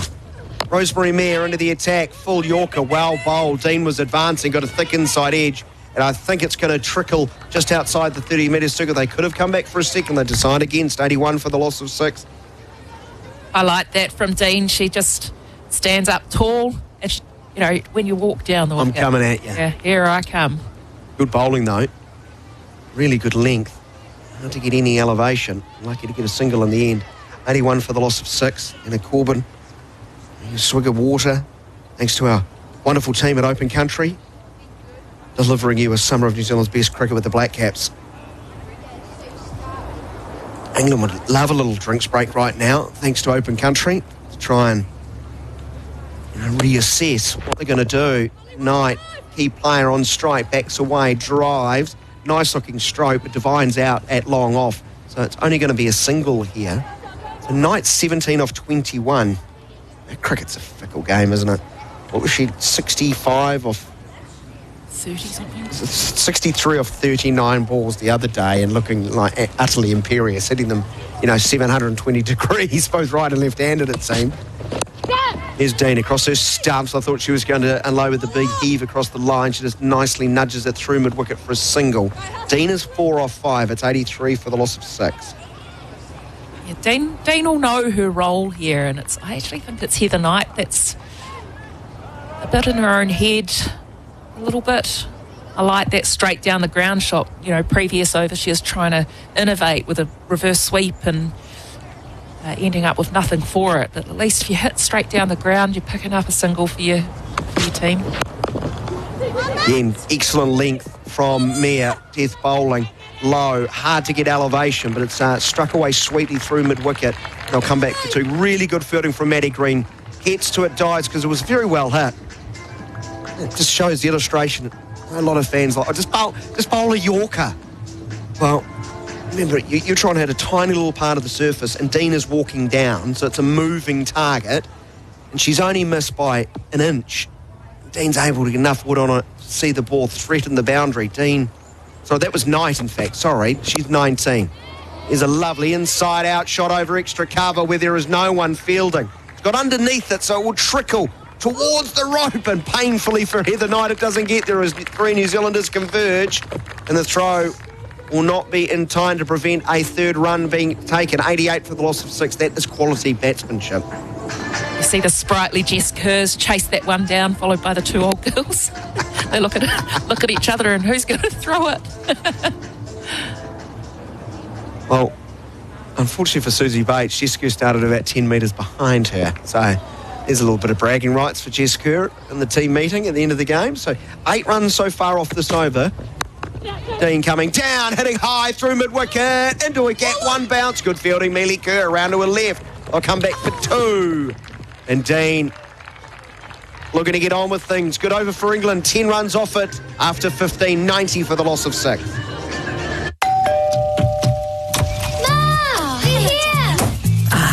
That's the sound of home. A house built with expert care and attention by Generation Homes isn't just a house, it's a home. A place that sets the stage for the rhythm of your life, whatever that may be. With agreed timeframes and fixed prices, building with Generation Homes is easier than you might think.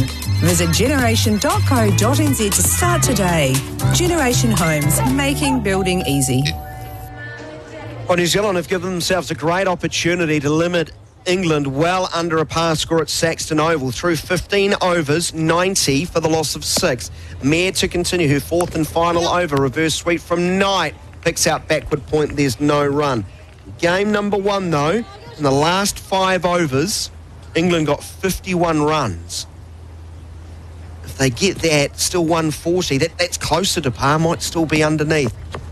Knight 22 off 24, dancing down the wicket, hitting high over extra cover all the way. Oh, what a shot, Heather Knight. That's as big a hit as you would see from anyone, man or woman. She's hit that and it's one bounce, so just short of the picket fence, over extra cover. That's, when there's no pace in the delivery, that's glorious. That's just all technique and power. We saw a similar shot the previous over, didn't get all of it, got underneath it somewhat, but great trajectory there. That's just a really glorious stroke. Now she sweeps away powerfully through square leg for a single. Knight to 29 off 26, maybe last overall too. She's just done to free up in mind more than anything. 97 for the loss of 6. Yeah, she's looking to keep it far more simple than sort of when they'd lost the flurry of wickets. She was looking to innovate, reverse sweeps, little paddle, but now she's gone back to those classic cricket shots. Dean gets a ball leg stump, flicks it down towards short fine leg. Won't beat the inner circle, but a single taken. 98 for the loss of 6. Dean's doing a good job, 7 off 7. Yeah, I agree. Dean's come out. She's done what she needed to do. Just get up the other end and get Knight on strike. Knight is on strike. Trying to play another inside out, lofted drive again into a gap. Sit it straighter, so mid-off can come around to a left who's Susie Bates, but they'll amble home for a second run. Knight 31 of 27. So Jonas conceding 10 runs thus far off her final over. And that's the problem when you play world-class players. They make adjustments.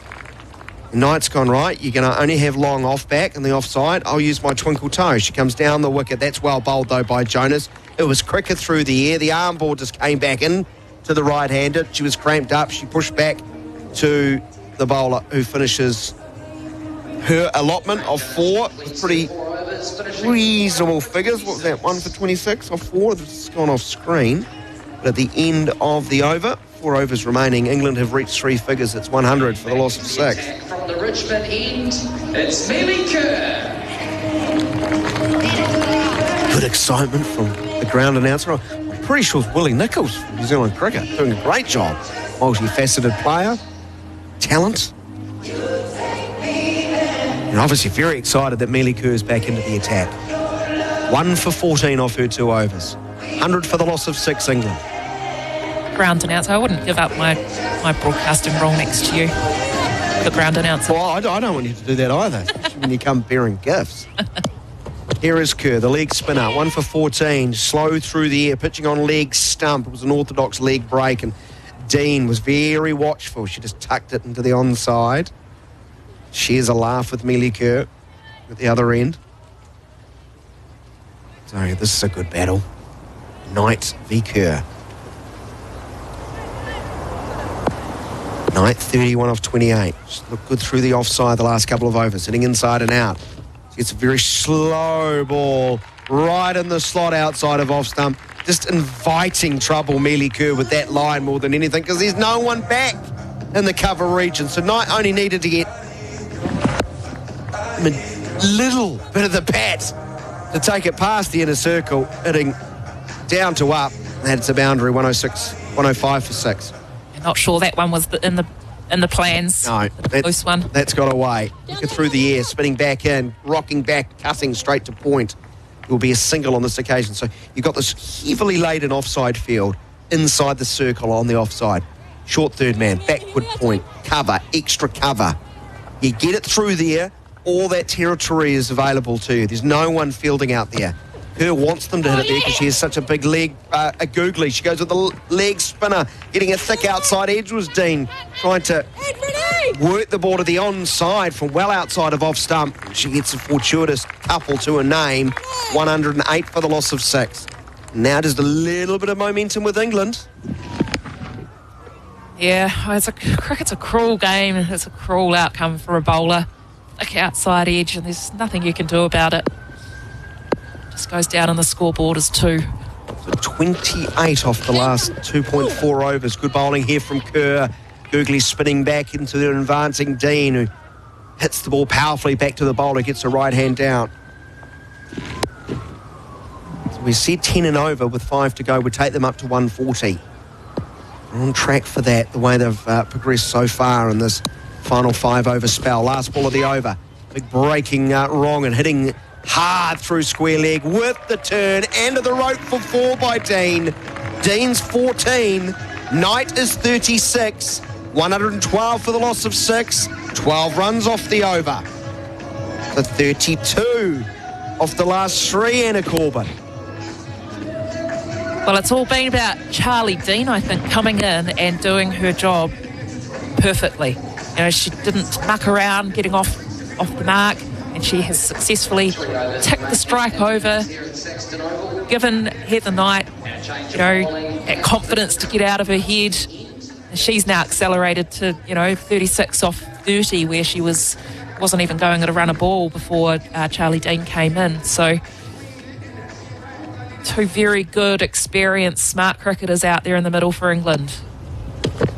Jess Kerr, her 4th and final over, starts 4 wide of off stump and a reverse sweep. Brilliantly played by Knight. 4 more. She goes to 40. Heather Knight is reigning supreme over New Zealand so far in this series. She's already got 100 runs. Backing up her 63. She's 40 not out. Definitely holding the fort here for England, Heather Knight. Just really good character. Just fight.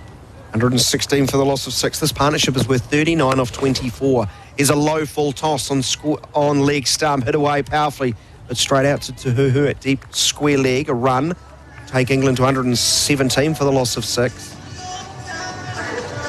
They've definitely had a very good phase in this last quarter of the innings, England. They've picked up the pace. 7 overs ago, I said 125 was...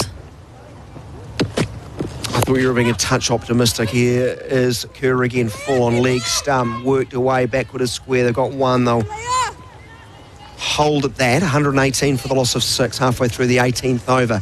10 fours, 2 sixes so far throughout this innings. The run rate's 6.74.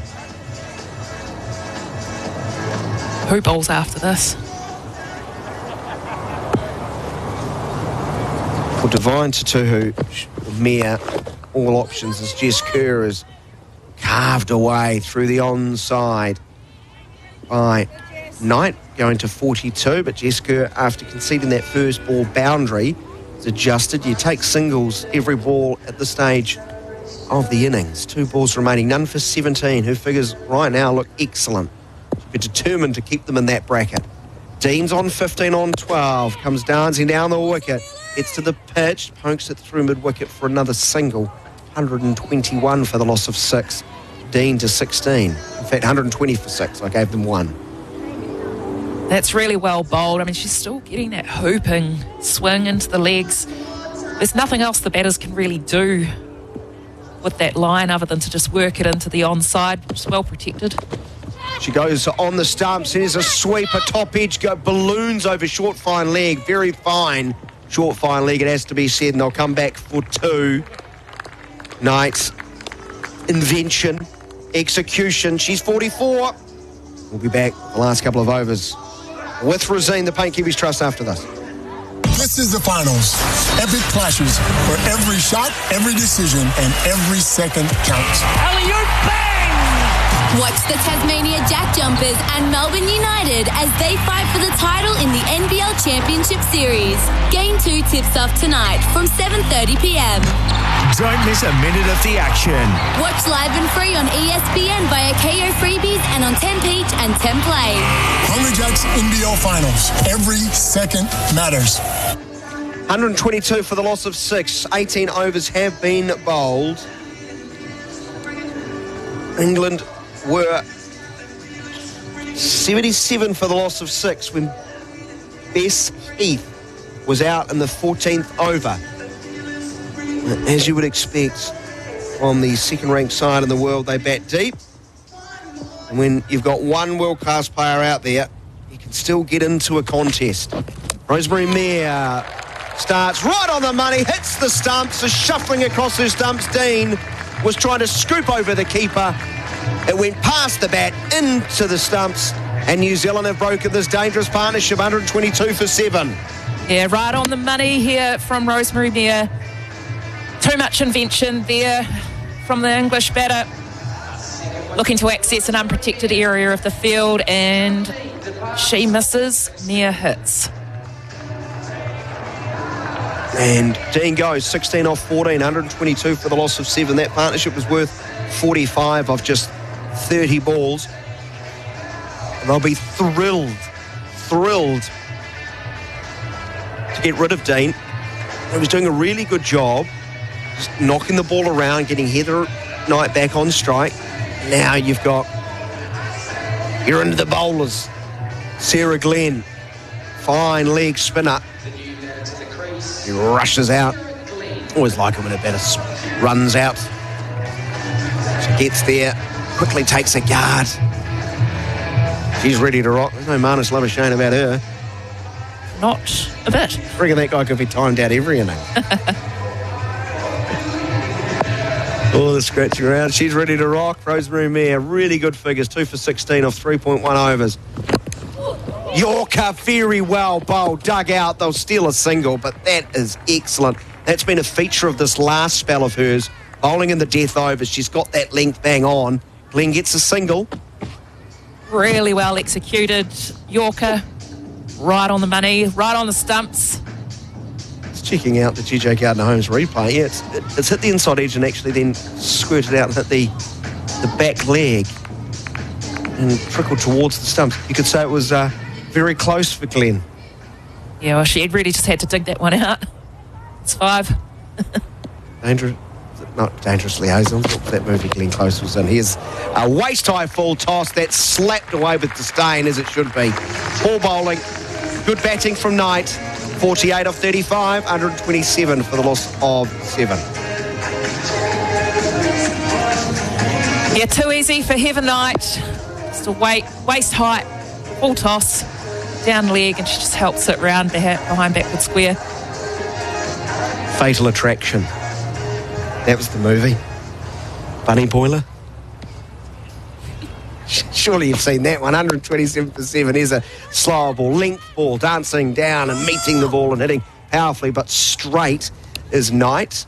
Only for a single. She'll be starved with the strike because she'll be marred at the non-striker's end, and New Zealand can target. And Rosemary Mair can look to target the stumps of Close. I've got Glenn Close in my head now. I can't get her out. It's Glenn. She's 1 off 1. It's 128 for the loss of 7. 2 balls remaining in the 19th over. Mair has 2 for 22. Slow ball, leg side wide. It was a good length that died at the very last. If that's straight on, Glenn's plum LBW. Good deception, but the line just let her down. Yeah, absolutely. It's the right idea from Rosemary Mair. Just a few variations. Pace was right. The length was right. It's a shame it was down leg side. Just taking a little extra time at the top of her mark. Now and again. Nice balanced approach. Hard length. Outside of off stump. Played back to the bowler who underarms it. And if she hit, Glenn would have been gone. She missed from 3-4 yards away. A single takes the score to 130 for the loss of 7. Oh, look at that. She did almost everything right. How could she miss? She's on a 45-degree angle from the stump. She actually takes another stride and gets close to the popping crease. I think if Rosemary Mair underarms at 100 times, she hits at 95? Absolutely. And again, into the leg stump of Knight, who sweeps her away, bringing up another half century. Heather Knight, 50 off 37. Lone bright spark thus far in the English innings. 131 for the loss of 7. Mair finishes her spell with figures of 2 for 25. Double wicket with the first ball. And 9 runs off the over. So 1 over remaining. And Knight will be on strike. It's just what you want if you're England. Our coverage with Brazine, the Paint Kiwis Trust. bowl the final over of the innings from the Nelson end. White Ferns. And it'll be Sophie Devine. Opens the innings with the ball, and she will see out the innings for the White Ferns today. 2 for 12 off 2. Keep her up. She starts right in the slot. Knight hits high towards long off for 4. Up inside the circle. Nor the line, nor the length.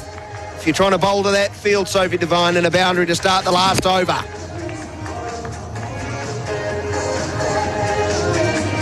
And ultimately, the White Ferns, their goal needs to be to get Heather Knight stuck at the other end or get her out. I'll take either. Both are pretty good options. Here's a waist-high full toss. In fact, they might have to check this for a no ball. It's reverse paddle towards third man. They'll get a run, and it will be a no ball. So, well, eh? Siren rings out. Free hit.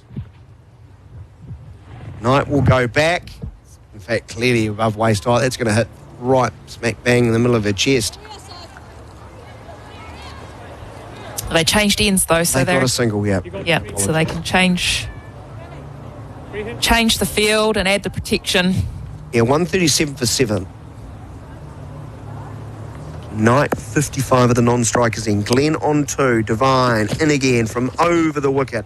Slow ball, but width outside of off stump, and she throws her hands at it, gets the ball up and over, backward point, trickling out to the boundary. That should be 4 Annas. And a costly end to the New Zealand innings continues. Well, the English innings continues from a New Zealand perspective. England after 15 were 90 for 6. Now they're within sight of getting 150. It's 141 for the loss of 7. I think we'll slow down here and just check. It does hit. Hits the sign, absolutely no doubt about that. No need to check the GJ Gardner-Holmes replay for anything more than a second or two. And 4 now signalled to those inside Saxton Oval. 141 for the loss of 7. Glenn 6. You're on the money with your judgment of boundaries today. You called the 6, and then you Make me blush. Devine, inexpensive so far. Better length. Almost Yorker length, but it's punished away by Glenn. That is a really good stroke. It's not much wrong with the ball, but just enough for her to sweetly time it away, and the placement is so good. It's deep cover around, just can't cut it off. Wow. The moment that left the bat, there has to be a single.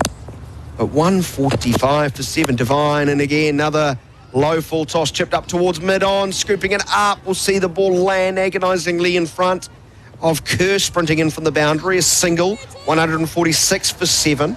13, what's that? 12, 15 off this over already. 2 to go. Yeah, this last over is not going the way the White Ferns probably will have hoped. So, need to knuckle down, finish well. Well, scoop sweep, nicely fielded by short fine leg off the bat of 9. They get a single, 56 to Knight. Glenn is 11 off 5, 147 for 7. This performance from New Zealand sums up, I think, where they're at. 2/3 of what they do, really, really good.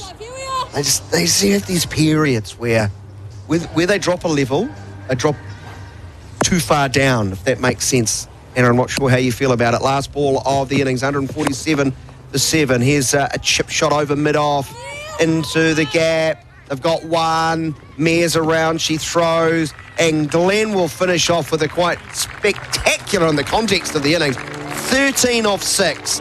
Knight, though, doing it again. 63 in game 1. She's finished with 56 not out of 40 balls. And New Zealand will need 150 to win this. The T20 International in Nelson at Saxton Oval, because England have finished 149 for 7.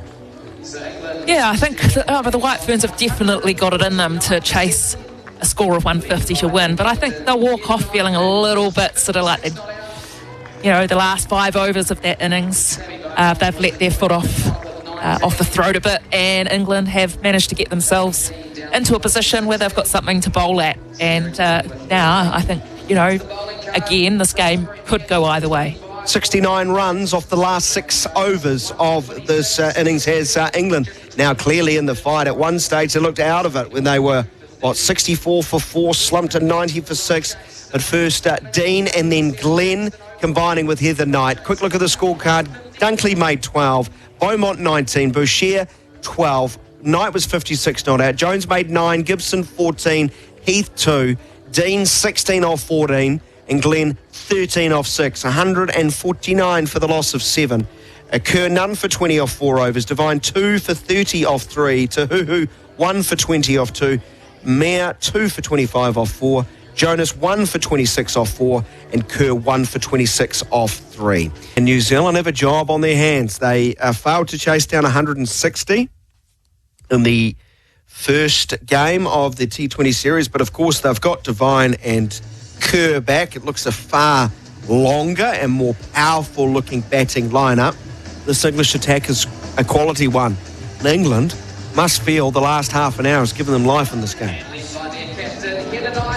Yes, England, they're heading into the second innings with the wind in their back. They've got the momentum off the back end of their batting innings. They'll be pretty happy with the last sort of 5-6 overs where they really were able to take up the run rate, challenge the New Zealand bowlers and put up, now what looks like a pretty reasonable score.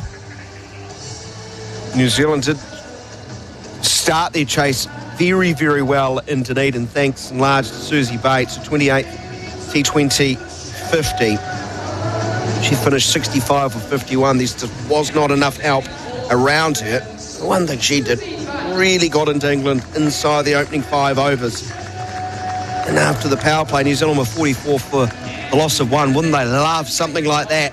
Bernadine Bezuidenhout is alongside her, back into the squad. Another chance for her to take hold of this opening position. Gaze in game number 1 only lasted 2 balls. Tried to run herself out first ball and then chipped one with a leading edge. Off the bowling of Bell, I think it was. It will be Lauren Bell. Tall right arm quick bowler. She'll bowl to a slip. Short third man, a point. Extra cover mid-off. Mid-on, mid-wicket.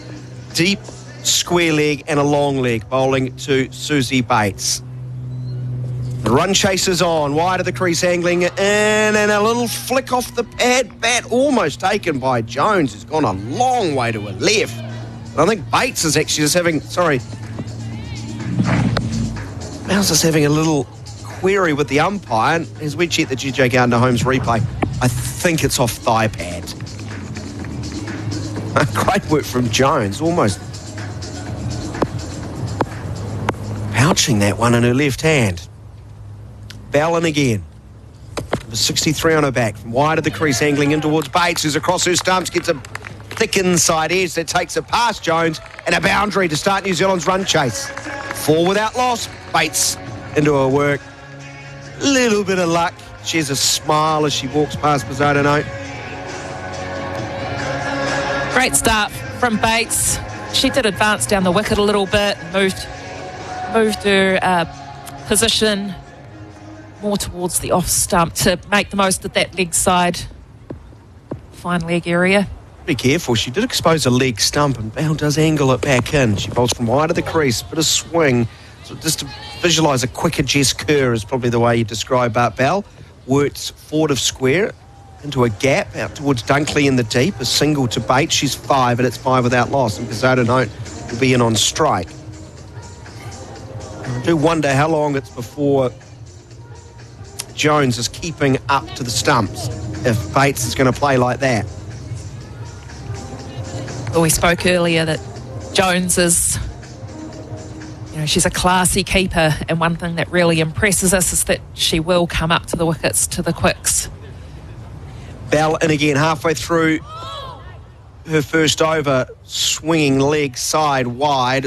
You heard a shout from behind the wicket, but it's just trying to attempt to bluff the umpire that there's been some noise. But starting down leg, swinging further away. She does move the ball appreciably. The extra added to the New Zealand total, 6 without loss. You can see the wind going across the back of her shirt, so she's getting a bit of assistance from the wind as well. A northerly breeze, moderate side, but she's got the accuracy all wrong here again, pushed even further down the leg side. There was one that clipped the pad that almost went away for 4 leg byes. Bates gets a boundary leg side. This is excellent bowling to 2 left-handers, but there's not. There's 2 right-handers. Makes it hard for Amy Jones to make that decision to come up to the stumps as well. 7 runs and counting. That's much better. Great angle and swing back in. It's a Yorker on off stump and dug out by Bezuidenhout. Yeah, that's the right adjustment there from Bell. She's released that further outside the off. She's getting a heap of swing, in swing to the right-hander. And she's made that adjustment in that delivery. And again, the right-hander, right arm, quick bowler, shorter of a length, moving back in towards Bezuidenhout, who's looking to play through the offside, through point, and the ball just keep coming back in, and she just had to adjust and defend under her eyes. Excellent bowling. 7 without loss it remains. That's gone more off the seam, isn't it, rather than much shorter length. Jagged big time and surprised Bezuidenhout, who had to quickly adjust. Well defended. Last ball of the over, an eventful first over. 150 is the target, 7 without loss New Zealand.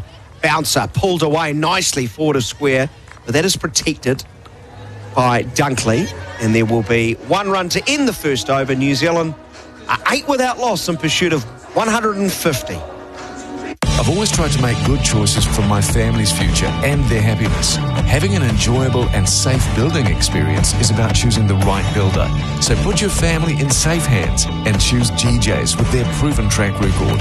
In over 25 years of business and with close to 23,000 builds, GJ's has completed every home we've ever started, a fact we're very proud of. Make a wise choice and choose New Zealand's most trusted home builder. GJ's, here today and tomorrow. 19 overs, New Zealand need 142 runs from here in those 19 overs to level it up. If you like the old ball system, 114 balls available to them. Bates is 5, Bezuidenhout on 1, 8 without loss, and Danielle Gibson into the attack to open the bowling. The all-rounder bowling to Bezuidenhout. Nice side-on action, full of length, nipping back into the right hand. A nice looking drive up towards mid-off. There won't be any run.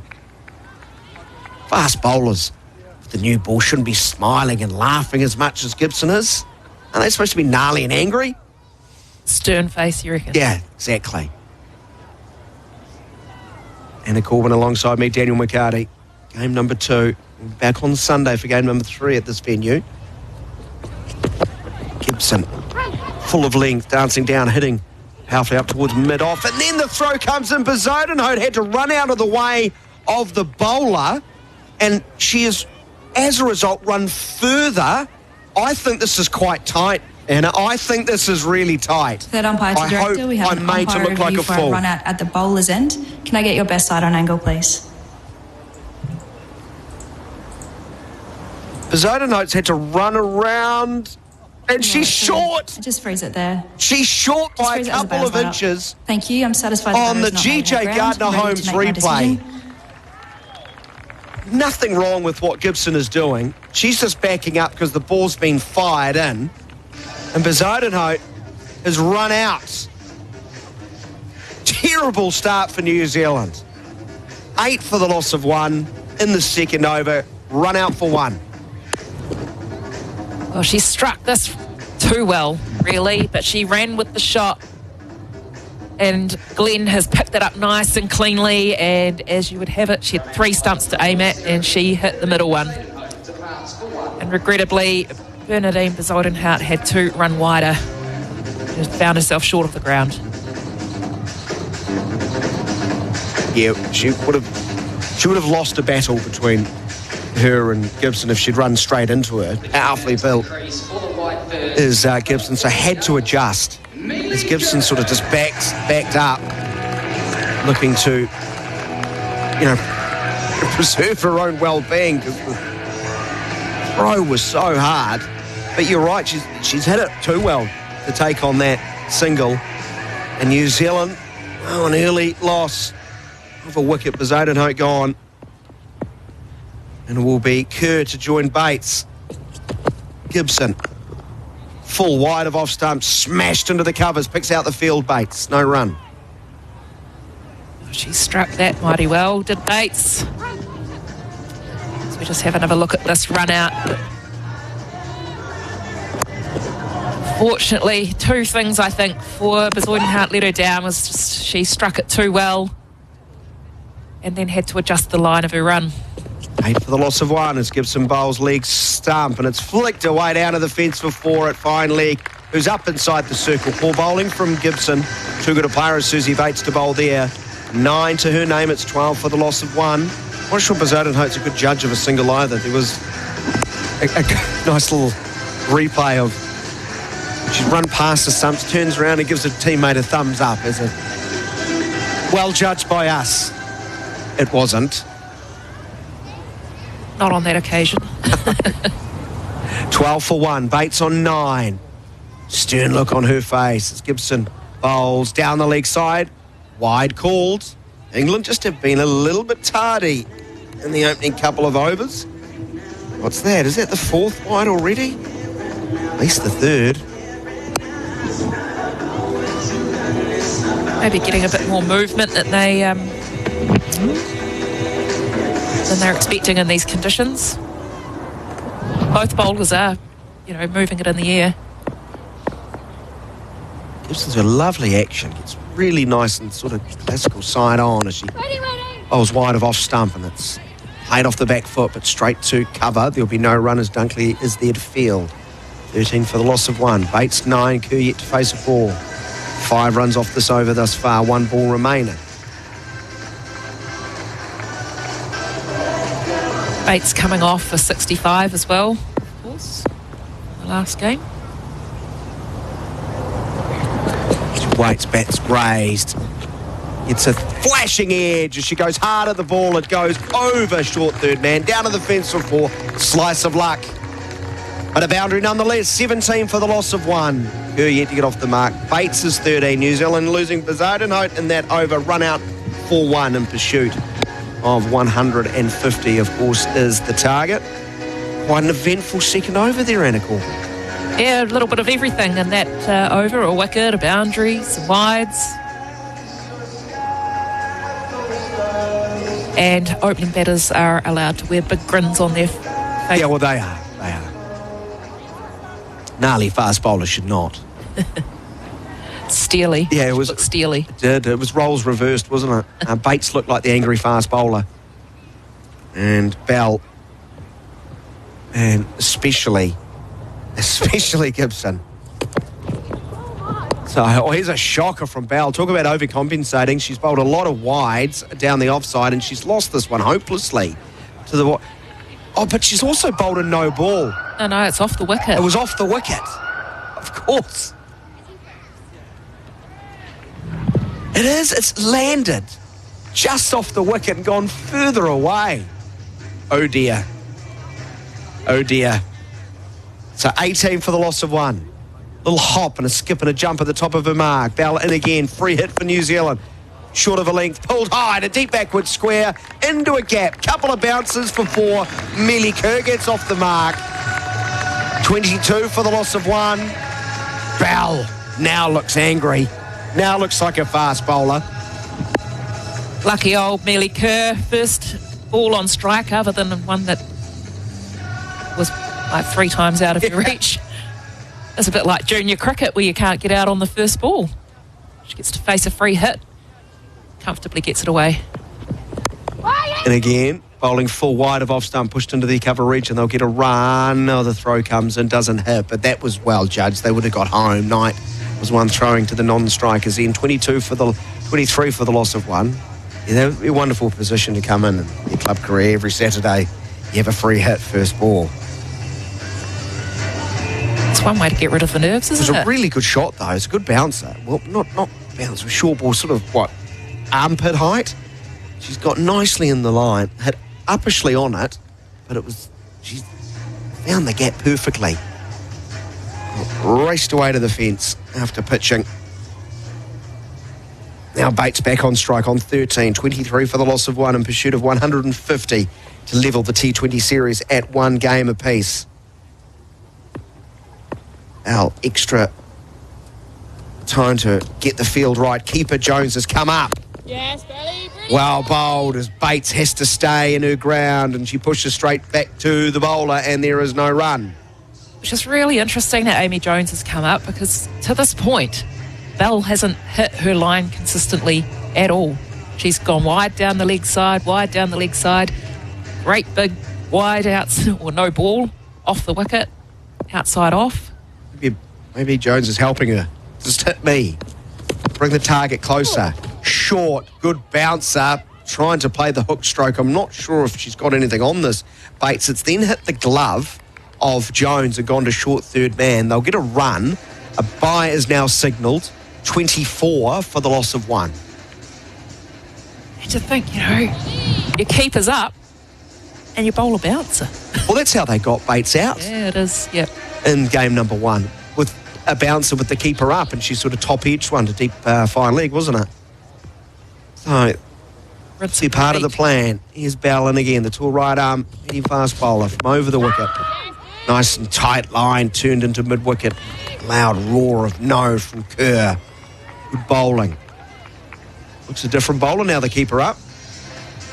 Well, and you're probably right, is that it forces that little bit more focus from the bowler, like just got a bowl in the train tracks, that channel.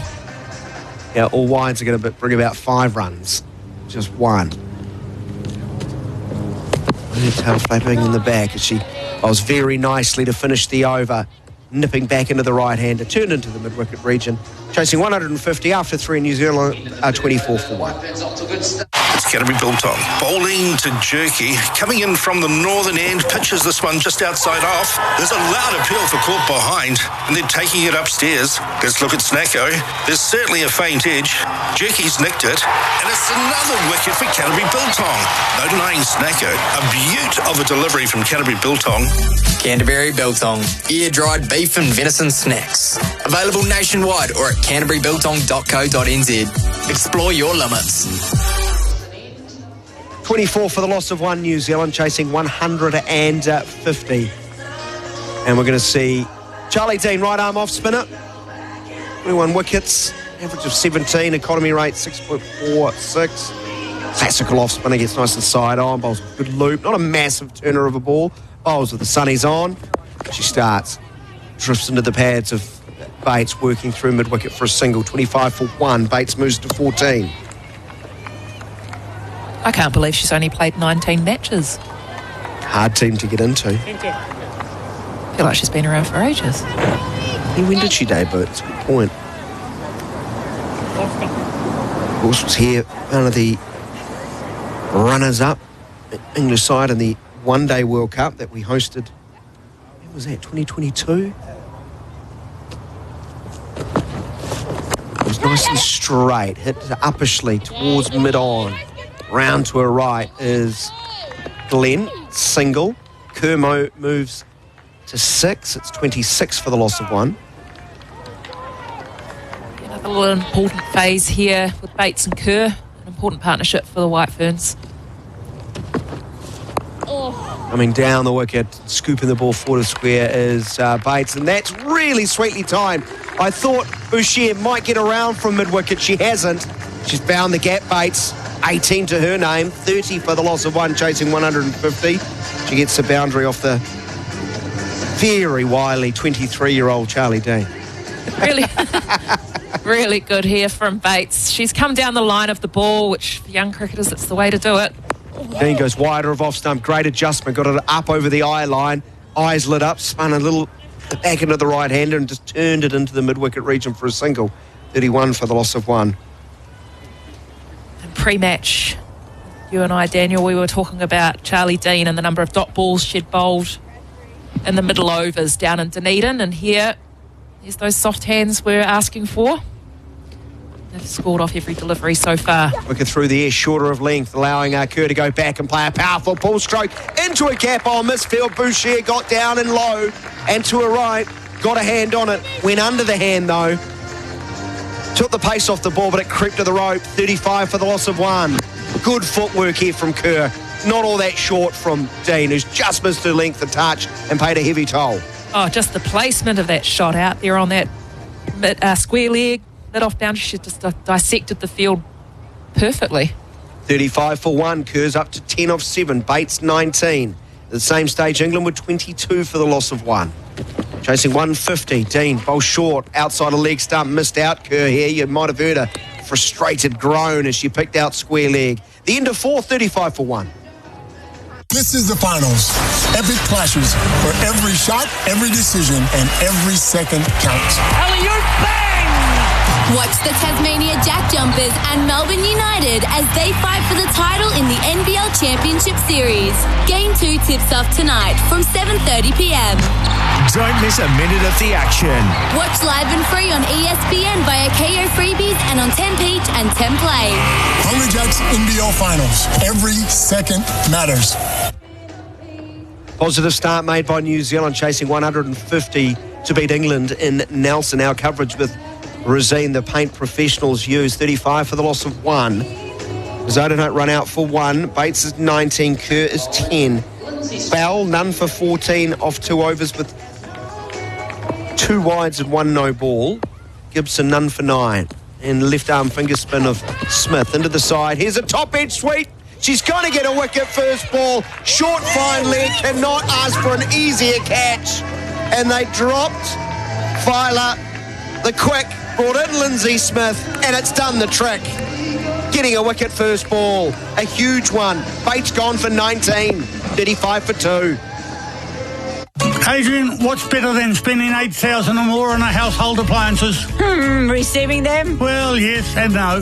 What are you talking about? I'm talking about our $2,000 cashback. Ah, yes. Buy at least 2 Fisher & Paykel kitchen appliances. With a minimum spend of $8,000. And until June the 4th, we'll give you a cashback up to the value of $2,000. So if you need your kitchen appliances, we've got your back. We've got your cash back. T's and C's apply. SENZ. Racing season starts now. Charge out the gates with $50 in bonus bets on us. Join TAB, deposit $10 and get $50 in bonus bets. Sign up at tab.co.nz. New customers only. T's and C's apply. R18, bet responsibly. No time for dinner because the big game's on. Get your Macca's favourites delivered with Mick Delivery. Dinner sorted. And you won't miss a thing. That's a real win-win. Mick Delivery, delivering your Macca's favourites straight to your door. Ba-da-ba-ba-ba. New player is Devine, who's on to the front foot first ball, pushing through mid-on and getting a single. 36 for the loss of 2. Anna Corbin, you've just seen Sophie Devine sweeping a ball, top edging, ballooning to short fine leg. Penny, for your thoughts? Well, it'd be Susie Bates, first of all. Not Sophie Devine. Sophie Devine's still out there in the middle. I think if we check the tape. But I think that my... Yes. Kerr playing a glorious back foot punch with a straight bat. 37 for 2 as she takes a sighter. My reaction to you during the ad was, it's the first ball of a new bowler. Why don't you just have a look? Yeah, first time she's ever played against New Zealand. Smith got a very good record. Left arm finger spinner from around the wicket. Low sort of action, angling in towards off stump. Punch back powerfully by Devine. She fields well down and to her right to prevent a run. Of course, when you've got Eccleston rolling around, you're not going to get too many games left arm finger spinner, but it averages in the low teens. She might get another one here as Devine top edges a pull shot towards deep square leg, and it lands a metre, maybe 2 in front of Boucher, who rocks her head back in huge frustration because she knows how close that was to being the perfect over for England. Well, any side will be chomping at the bit to get a player like Sophie Devine out, and that looked to be a chance. Devine onto the front foot drive and getting it into a gap, and she's got 1, if not 2. Yep, 2 indeed will be the result. Eventful over. Bates departed. Smith conceded 6 runs, and after 5, New Zealand are 41 for 2. Get so much more with the great garage store from Garage Auckland. Every Aucklander deserves to have a strong, safe, secure Garrador Auckland garage door. From Wellsford to Waiuku, Garrador Auckland service the whole of Auckland, and with a 10-year warranty, they're hard to beat. GarradorAuckland.co.nz. Get so much more with the great garage door from Garrador Auckland. 41 for the loss of 2. Our coverage with Resine, the paint professionals use. New Zealand has lost Bizzoda for 1, and Susie Bates caught Belle Bold-Smith for 19 at short fine leg. Kerr is on 11. Devine is on 3. Kerr beaten outside of off stump as she's trying to cut Gibson, who's back into the attack, right arm medium pacer. Deceptive pace here from Gibson. She's quite short in stature. Good side-on action, quite slingy. So maybe Kerr's just misjudged a bit of the pace. Trajectory. That's a hard word. Jones standing up. Kerr works the ball, a full delivery on leg stump wide of mid-on for a single, but mid-on's around quickly to her right-hand side, and doing the fielding was Heath. Kerr goes to 12. Kerr's looked very tidy. Too many risks early, but it's found good timing. Devine had a nervy moment in the last over as she top-edged a pull stroke that nearly carried to deep mid-wicket, who was running around to her right and in field. Devine on 5, 42 for 2. She drives nicely into a gap. Good fielding, though, diving a long way to her right to prevent anything other than a single being taken. But crisp looking stroke from Devine, who moves to 6. It's 43 for 2. Yeah, look comfy for Sophie. Devine, just a really beautiful full blade. You sense the urgency from the English fielders here. They're throwing themselves around. Gibson in again from over the wicket into the pad of Kerr. Stifled appeal, clearly going down the leg stump, past the leg stump. Probably a bit lucky not to get a bit of a leading edge there. She needs to make sure she doesn't close the face of her bat. She's trying to tickle it round onto the onside. Similar looking scorecard for New Zealand in the power play as to game, in comparison to game number 1. They were 44 for 1 after 6 overs. 2 balls remaining in this, the 6th over. They'll get a single here. Well, Kerr's going to push it. The throw comes in. I think she was home. It didn't hit from Heath. New Zealand are 44, but of course lost Bates. The extra wicket inside the power play, but the scoring rate they'll be happy enough with, chasing 150. They'd want one of these two to bat a long time. Actually, look, what was that look on the replay? That was a lot closer than I thought. And that is Devine powerfully punching through the offside. It took an awkward bounce on Dunkley. Couldn't get a hand to it. It's gone over her outstretched right arm and rushed away to the fence for 4 runs. 48 for the loss of 2 at the end of the power play. Hi, Paul here from Waterforce, keeping your lawns, gardens, parks, subdivisions, sports fields and golf courses looking green and lush is what we do best. We're also experts at improving water quality so it's safe to drink and use. We help a wide variety of residential and commercial clients around New Zealand to use their water as efficiently and effectively as possible. Waterforce offers custom design solutions for your individual needs and supplies the best quality products and equipment for the job. Download our home irrigation planning guide to get started at waterforce.co.nz.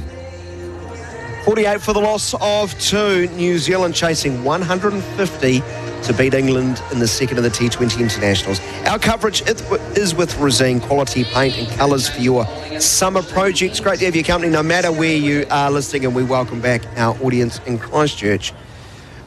Great to have your company. New Zealand, long periods of boss this game.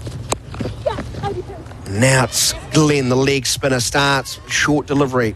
One leggy to another as Kerr uses the crease well, goes back, pulls powerfully through square leg as the ball just shot onto her, so didn't hit it right out of these screws. 49 for the loss of 2. For those in Christchurch, we'll give you a recap of what's been happening as this over progresses. It's the 7th of the run chase. England finished 149 for the loss of 7.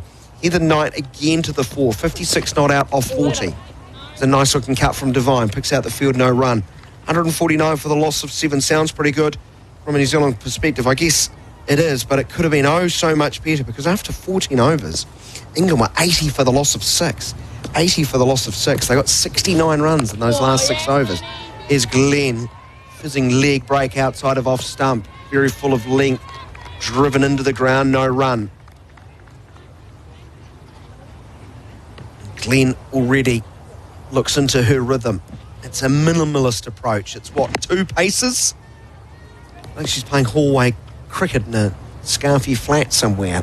You have nowhere to wind up. She just gets into her rhythm. It's quite a fast action, isn't it, for a leggy? We've just got a little bit of a break here, as I think Sophie Devine's not happy with something behind the bowler. She's chewing the gum harder and harder. Now she's smiling. But Glenn was brilliant in game number 1, conceded just 17 runs off her 4 overs and picked up a wicket. Unfortunately, the sight screen's not playing ball. Anna Corbin alongside me, Daniel McCarty. New Zealand's ahead of the play, but how far ahead? It comes down to the partnerships, I think. And the New Zealand team, they will want to... they'll have a point to prove, really. They've got their 2 top guns in there, back into the side, and they're a very, very well-rounded team when everyone's there. I reckon it's 55-45 in favour of New Zealand. I reckon it's really tight. Again, the advertising hoardings behind the bowlers not working. Now they've switched off. And hallelujah, a game of cricket can break out again at Saxton Oval. Leggy outside of off stump, and it's a little bit short, and it's pounced on and hit hard to deep backward point. Tumbling stop from Smith. She parries the ball to Bell, her teammate, and New Zealand will come back for just 2. 51 for 2. Just going to check it, just for good measure. What, and the fact that she's 1.5 metres inside the boundary rope? Like, seriously, why are we checking that? Never in danger. Or if it's just the producer doing a highlight, it's not much of a highlight. It's a good top spinner from Glenn as Devine comes forward, catches the inside edge of the bat, goes into the mid-wicket region, no run. Glenn must be one of those painful bowlers. She's tall, quick action, but it's slow. It looks slow enough through the air. You think you can get to it, but often you're quite not there. Often not right there. Well, you mentioned she doesn't really have a run-up. She takes a couple of strides and she's into it. Bowls again, shorter of length, trying to pull the ball away with anger as Devine trickles over the 30-metre circle. The end of 7 overs, chasing 150. New Zealand, a 52 for the loss of 2. Got a hybrid or electric vehicle? Hybrids and electric vehicles require regular maintenance. Pit Stop has always been at the forefront of mechanical repairs and servicing, and now they're even further in front by offering a dedicated service package for your hybrid or EV. So maintain your range capabilities, battery integrity, and keep your eco-friendly vehicle running smoothly. Book your hybrid or EV service today at Pit Stop. Pit Stop, you've come to the right place. SENZ's summer of cricket continues with the T20 series between the White Ferns and England. Saxton Oval in Nelson. Fine day, still about 19 degrees, plenty of high cloud about, but none of that is threatening. New Zealand have a target of 98 more runs off 77 balls because the first ball of the 8th over is pushed into the cover region for no run off the bat of Sophie Devine. Charlie Dean, the right arm off spinner, continuing, went for 11 off her first over. 52 for 2. There's a wide full toss, and it's hit away to the fence before. I don't know how. Firstly, Devine's got to it, because it could be another one going off the pitch. And then she's found a way to agonisingly beat both extra cover and mid-off A rather unique boundary, Anna Corbin. Most certainly was. And Sophie Devine, she came down the wicket quite early. I wonder if Charlie Dean saw that and thought she'd try and sneak one past her wide. Here's a big appeal for LBW. That looks adjacent. Finger is up. Slog sweep was the attempt from Devine. She went hard. She's missed it. 56 for 3. They'll probably review, and the only thing that could save her is if she's got outside of off stump playing a stroke. I don't think she has. Yeah, I'd have to agree with you, Daniel. Third umpire to director, we have a player review for LBW. The original decision is out. Shot. I've checked the feet placement. It is a fair delivery. Can we move to front on, please? Dean has lovely control of flight. She went go very looping. This was much quicker through the air. The off spinner next to me. There. Can we move to ultra edge? You're nodding a lot. What, is that good news for New Zealand? It's hit halfway up the front leg. I can only see a little bit of leg stump. Building ultra edge. So the only question has to be, is it outside of off? Because it's going on at the stumps, isn't it? Up on the left-hand side, roll that through, roll that through. Thank you. I'm satisfied there's no bat involved. Can we move to ball tracking when available? Original decision is out. Pitching is outside. Impacts in line. Impact is in line. Wickets are hitting. You go back to Carnan on field, ask you to stick with your original decision of out, and I'll let you know when you're on screen. Make your signal now. Yes, good decision from umpire Kanan Jagannathan because it was the only option. It was absolutely dead plumb, hitting 2/3 the way up middle stump, and Sophie Devine goes 17 off 14 balls. New Zealand slumped to 56 for 3 in the 8th over. 55-45 just flipped on its head. 50-50, you reckon? Nope, the other way around. Yeah, that's a shame. It's misjudged. Attempt to slog sweep from Sophie Devine, and it's right from the outset in the studio we were definitely both nodding in agreement with the umpire. So we see New Zealand in a similar position to that of the English at the same stage of their innings. New Zealand now 56 for 3, 7.5 overs. And a job to do ahead of them. And Matty Green is the new player, 89th T20 International, 934 runs. She'd pay to be close to 1,000 by the end of this innings. She got Charlie Dean to deal with first up. Well bowled, good zip as it nips on a little bit quicker, very straight, playing from the crease line, neither here, neither back nor forward. Getting a replay on the GJ Gardner Homes. Replay screen of Devine's dismissal. Green's missing out here, short down the leg side. She pulls it away to short fine leg, no run.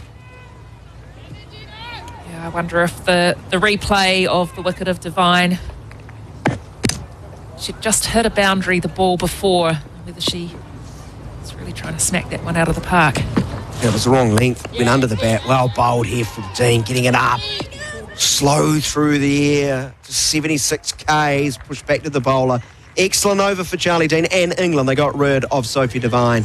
New Zealand after 8 of 56 for 3, chasing 150. Whether you're a busy household looking for family-friendly options, or love the feel and comfort of luxurious natural wool, or maybe it's a healthy choice asthma-friendly carpet, then Choices Flooring has the range, colours, textures and savings you've been looking for during our Carpet by Design sale event.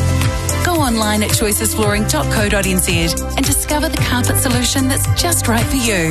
With savings across the range, now is the time to visit your nearest Choices Flooring showroom. T20 cricket with Razine, the Paint Kiwis trust. The left-arm finger spinner of Smith, starting from around the wicket, beating the outside edge of Amelia Kerr. She goes back, trying to cut the ball away, and tension just building. England have early wickets, defending 149 for 7. Kerr's getting a run through point. Off the back foot once more. Smith got a wicket with her first ball, got rid of Susie Bates, looking to sweep. Top-edged, caught it short fine leg for 19. Zayden Hout was run out, pushing the ball, or didn't push the ball, hit the ball quite hard to mid-off.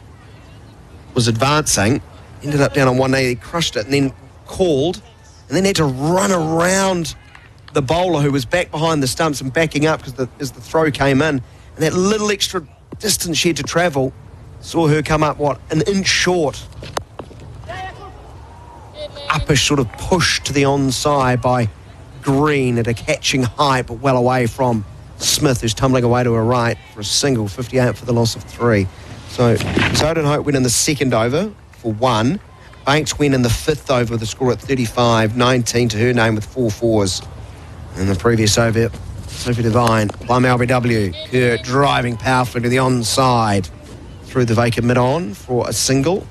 Bit of a gathering over this, 3 straight singles taking the score to 59 for 3. It's a bit of a critical time for New Zealand here.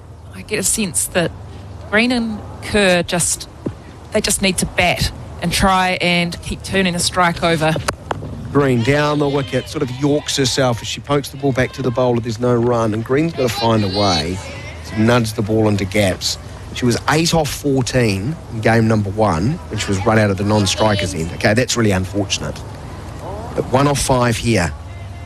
That's 9 off 19 balls. As you build an innings, you've still got to be able to rotate the strike. As she flips the ball away nicely into a gap at backward square leg for 1. Dunkley's in. The throw will put the New Zealanders off taking a second. 9 overs. New Zealand need 150. The 90 runs shy of that at 60 for the loss of 3. Find your next winner with loveracing.nz, your Group 1 destination for racing news, previews, replays, fields, form, tips, and much more. Get amongst the action at loveracing.nz, your home of thoroughbred racing. Racing season starts now. Charge out the gates with $50 in bonus bets on us. Join TAB, deposit $10 and get $50 in bonus bets. Sign up at tab.co.nz. New customers only. T's and C's apply. R18, bet responsibly. New Zealand chasing again in this T20 series. Our coverage with Rosine, the Paint Kiwis Trust. 150 is the target. Heather Knight into the attack with her off breaks, full of length, driven up towards mid-off by Green, no run. So after 9 overs in game number 1, chasing 161, New Zealand was 60 for the loss of 2. 60 for 3, chasing 150. So 90 more needed. Green down the wicket, hits uppishly to mid-off. Oh, and there's a little fumble. It would have been a tight run. Just not taken cleanly by, I think that was Glenn. Just a little chip. She's pulled out of that. She's come down the wicket. It wasn't quite there. So she's ended up judging it quite well, I think. Just to take the power out of the shot. 61 for 3. Knight. Kerr coming down the wicket, hitting powerfully over mid-off. Expertly played. Really good stroke. Kerr to 20, 65 for 3. Yeah, Kerr dead set in her plan there. If you put it in that area, I'm just going to have a little shuffle. Your field's up. And good enough to take that on over the top comfortably. Kerr waits for Knight, who goes fuller, leg stump line. It's worked away nicely through forward of square for just 1. It really did zip off the bat. Kerr to 21 at 66 for the loss of 3. And this pair, they are just batting. They're playing each ball on its merits, which is okay at this phase. Here's Green flicking a ball away through mid-wicket with the spin into a gap, moving the score along. 21 to Kerr. Green is 4, 67 for the loss of 3. That's why I was sort of surprised by the Sophie Devine stroke. Maybe in her mind it's a match-up. She's like, the off-spinners are... They're the bowlers I can afford to target. There's only about 20 more runs and balls available. That's only 4 or 5 boundaries. And like we might have one here as Mealy Kerr's dancing feet goes back, cuts it away beautifully into a gap. Good chase and fielding by Gibson, I think it is. She'll get a round of applause. New Zealand canter back for a third. The end of 10 overs, chasing 150. New Zealand are 70 for the loss of 3 at the halfway stage. Hi, Paul here from Waterforce, keeping your lawns, gardens, parks, subdivisions, sports fields and golf courses looking green and lush is what we do best. We're also experts in improving water quality so it's safe to drink and use. We help a wide variety of residential and commercial clients around New Zealand to use their water as efficiently and effectively as possible. Waterforce offers custom design solutions for your individual needs and supplies the best quality products and equipment for the job. Download our home irrigation planning guide to get started at waterforce.co.nz. 70 for the loss of 3 as New Zealand has hit the halfway stage. Hope you're enjoying our company. Anna Corbin alongside me, Daniel McCarty, our coverage with Resine, the paint professionals use. As Glenn, the leg spinner, into the attack, her second over. Her first conceded 4. She'll concede a single through long on first ball. 71 for the loss of 3. Kerr up to 25. What are you staring at? I'm trying to see Glenn's first name because you... Sarah. Yeah. You ruined me earlier. With my Glenn Close. Right. Close Glenn? I've just been sitting here having a bit of a block. Thinking of rabbits and the stew, haven't you? 71 for 3. It's a low full toss that's delicately dabbled around the corner for a couple. It's a low full toss. Maddie Green treated that low full toss with absolute care. Caress. Just caressed it around the corner when, most hacks like myself would have tried to thunder that out of Nelson. So how very dare you bowl me a low full toss on my legs? I'm putting that to Blenheim. And then skying it straight up. Green is 6, Kerr is 25. It's 73 for the loss of 3. 77 runs away. Coming down the way. That's a beautiful shot from Kerr. Getting to the pitch. Problem is, I thought mid-on was inside the circle. They were back at long on. And so they come around. And in the scorecard, it just looks like a boring single. But that was a really good stroke. Good assertive use of the feet. Got to the pitch. And it race off the bat. 74 for 3. Kerr back on strike. Glenn, not close. Bowls. And it's worked away through mid-wicket. They've got one. Will they come back for a second? No, they do not. I like the way that the New Zealand team here are building a partnership. They're just playing each ball on its merits, working it into areas, determined on the line, the length, and they're not looking to create too much or take too many risks, which, I think is the right approach if I were out there. Sarah Glenn bowls wider of off stump, going back, chopping away through point is Green for a single, moving to 8, and it's 76 for the loss of 3. There's a couple of things in Sarah Glenn's favour. She plays for the Blaze. No, not the Wellington Blaze, but she's inside the top 5. Number 4 ranked bowler in the world right now for a New Zealand audience. Is a very, very good player, is Sarah Glenn. She's clipped away nicely, though, by Kerr, who's dancing down the wicket, working through mid-on. Because not a dot ball amongst them. 7 runs off, 11 overs gone. New Zealand going at 7 runs and over. It's 77 for 3. What? Get so much more with the great garage door from Garrador. Auckland. 10 years warranty, real security. Garrador. Auckland. Quality, real durability, servicing you since 62. Get so much more with the great garage door from Garrador. Auckland. Hey, look.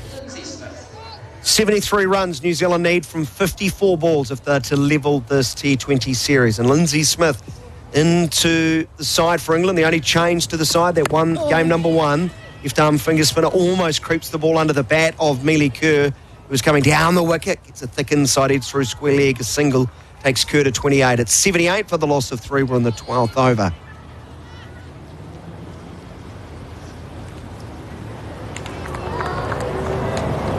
They're evaluating hard, aren't they? They're having a look around.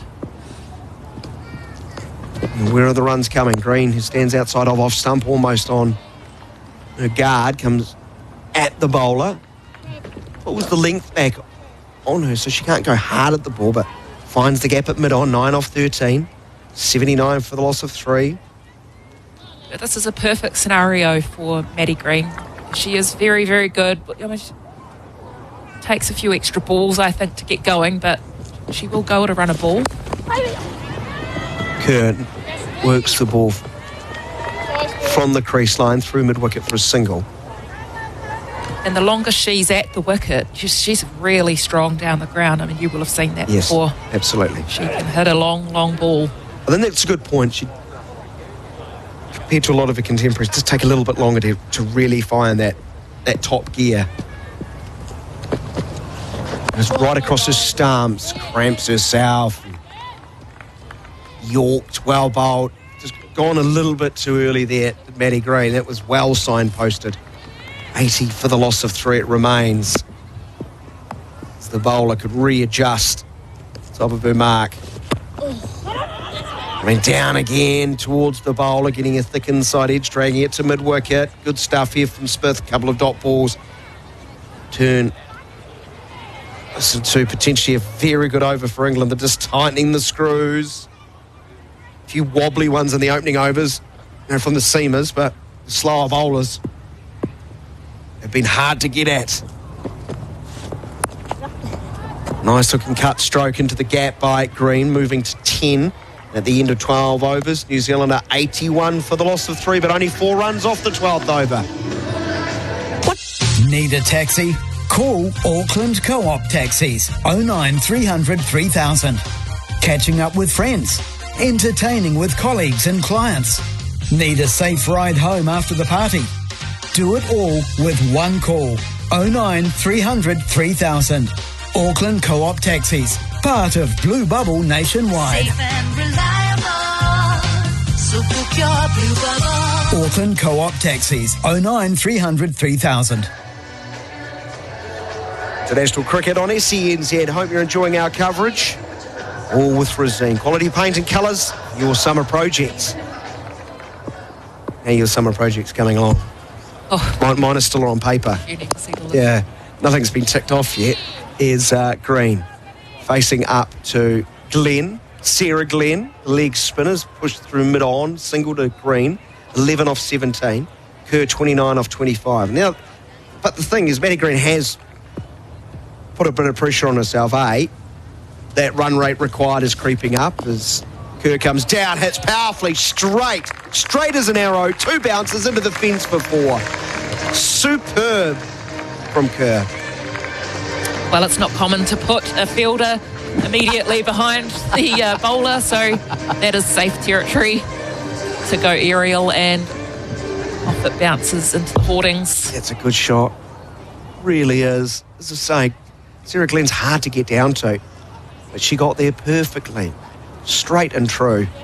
First boundary, maybe 20 minutes for New Zealand, 86 for the loss of 3. Kerr to 33. Again, dancing feed on the advance, gets inside the line of the ball so she can work it through the mid-wicket region despite hitting against the spin. Lovely balance, 87 for 3. She's very focused, Ailey Kerr. She's a cricket brain. There's a sweep, bottom edge onto pad, goes to short fine leg. There will be no run. But my second point about Maddie Green, not only has she seen the New Zealand run rate required, if she gets out now, it looks a sorry knock. Well, that's the gamble. Down the wicket, hitting nicely into the cover region, but the fielding is quite brilliant. Diving away, full length to her left was the skipper, the night, and then rolled on her back and had time to fire at the stumps, but that looked like 4 off the bat. She's collected that behind her. It's like Brilliant. The ball's gone past her and she's grabbed it as it's gone past.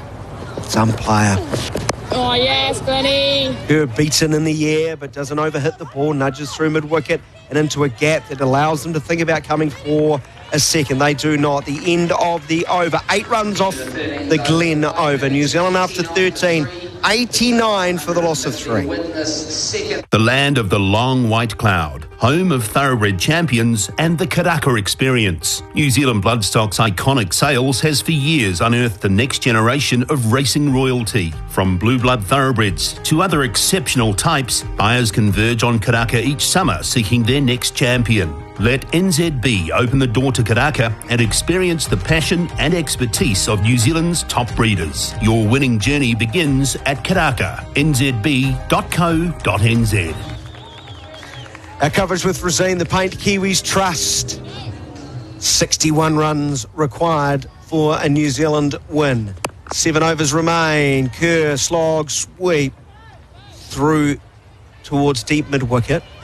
Powerful, pretty much along the ground, so no real risk as she didn't try to get under the ball. 90 for 3. Kerr looking in very good touch. 36 off 29. Dean into her third over. She got rid of Sophie Devine LBW for 17. 1 for 16. Well flighted, dancing down. Maddie Green drives sweetly, but she's an unhappy knack too of picking out the field. Field's right back on the 30-metre circle. So just a single to Green is 13 off 20. 59 off 40. That's the scenario. Dean from over the wicket.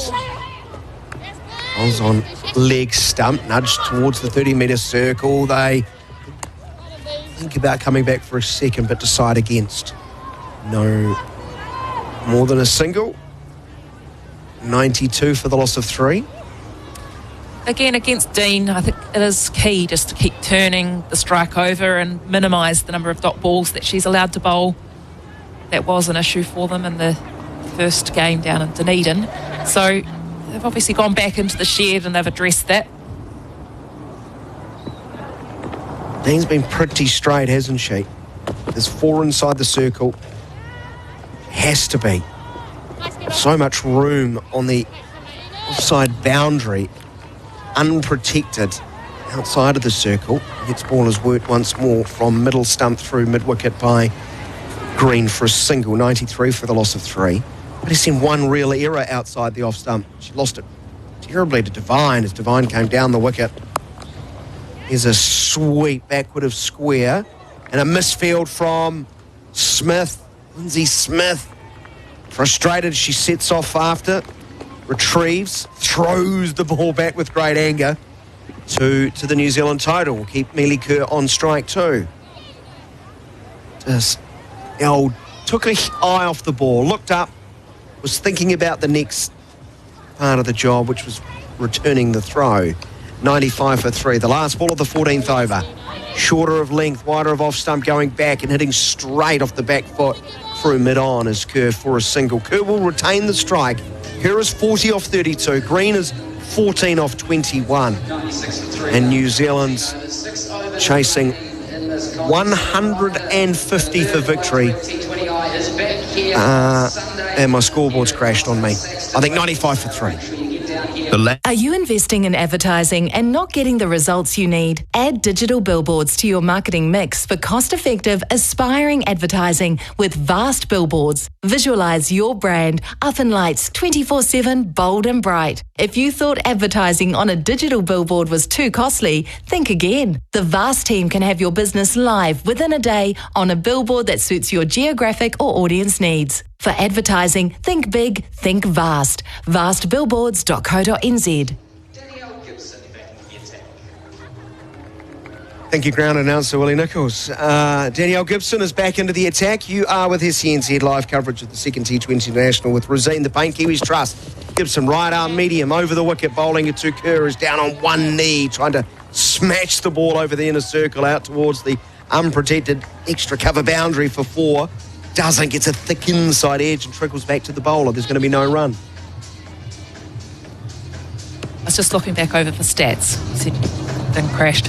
But there's been 3, now 4 dot balls in the last 4 overs. So these guys, they're building this partnership. Just rotating that strike a little bit more comfortably. 54 off 35 is what's needed. Short ball, pulled away, should be 4, is. That's what you wait for. Mealy Kerr, good enough to take full advantage. Gibson blinks, Kerr does not. 100 it is up for New Zealand, 100 for 3. 100 for 3, and this is now swinging back into New Zealand's favour. I think Daniel McCarty will agree. Wow. Hello. I do hope. It is swinging back. No doubt about that. And Kerr here's the key. She plays a regal-looking straight drive, but picks out mid-off, no run. It's amazing how well she can execute that off drive. You know, she's just such a small person. You always sort of think the power comes from strength and build, but she would argue that timing's everything. She waits for Gibson. Goes with a little paddle scoop, but plays it straight to short, fine leg. And is caught. Premeditated.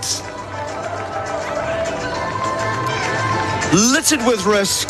Results in a devastating blow for New Zealand. 100 for the loss of 4. Kerr goes. Well, Amelia Kerr, she's going to be horribly disappointed with that. Everything has been going so well, just playing classical cricket shots, and the moment we go to innovation, a mistake is made and it's just popped up nicely for that short fine leg fielder. She has a long walk back to the changing room. Don't really understand the thinking behind that one, considering she's looked so good down the ground. She's worked Gibson quite easily. Gibson's not the quickest, so it's not as if it's Bell who has genuine pace and can you use that. It's almost like, I haven't used that shot today. I have it in my bag. I need to play it. I just think it's a real shame. I mean, as you pointed out, they've just built this partnership so beautifully, playing down the ground, playing each ball on its merits. And as you said, Gibson isn't that fast. You're probably not going to get a boundary, even if you do execute it well. Is it the right option? I think it's now England's game to lose. That's how big a wicket that is. Okay, I'm naturally pessimistic, and you know this. We've worked long enough to understand that, but such is my admiration for this English side as Halliday starts with a beautiful-looking drive into the cover region, but Dunkley, sharp fielding low and to her right, prevents any run. 100 for the loss of 4. So 50 off 31. 4 dot balls in this over and a boundary. One of those dot balls a wicket. Gibson went for 16 off her first 2 overs. Doing a really good job here. Last ball of the 15th from around the wicket. Halliday drives into a gap. Wait on is the call. Dunkley's throw strong from the deep. 1 run. Halliday is underway. She will retain the strike up to 15. It's 101 for the loss of 4. Yes, from here, I think Maddie Green is the key. So she's taken a wee while to build her innings. She's 14 from 21, joined with a new partner. She has taken that time to get set and to understand the pace of the wicket. If they're going to get through this run chase, I think she's going to have to be the backbone of the innings and get herself through to 30 or 40. Halliday, she's had a couple of good strikes, so looking pretty good. But I think that's really going to be the key. You've got Gaze to come, Jess Kerr, Tahuhu, Mia. There's batting. Absolutely batting to come.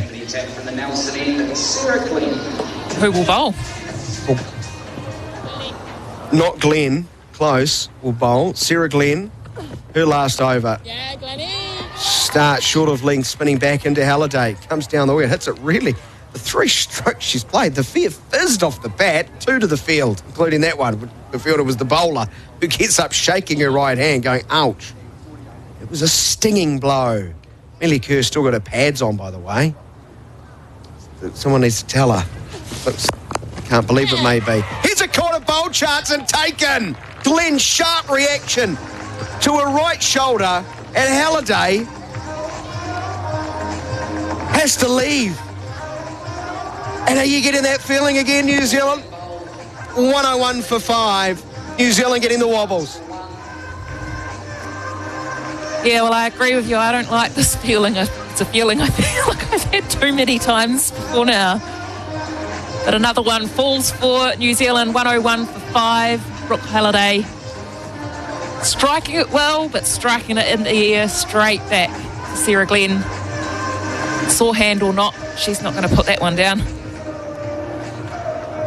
And Izzy Gaze, who opened in game number 1, comes in batting at number 7. The scenario reading, now an uphill one. 49 runs needed, 28 balls remaining. 101 for the loss of 5, chasing 150. I'll repeat, and I'll labour the point.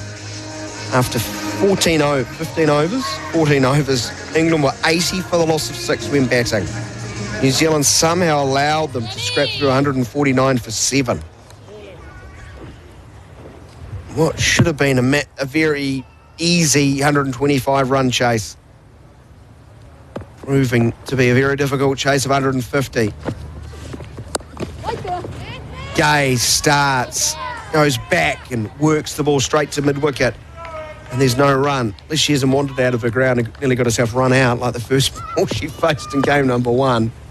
We've all had those moments. And the brain sort of unlocks itself, disengages. She gets a run here, nicely pushed into the point region for a single. Gaze has a single. Green now. How does she play this? 14 off 21. Surely she's seen enough to take a few more chances.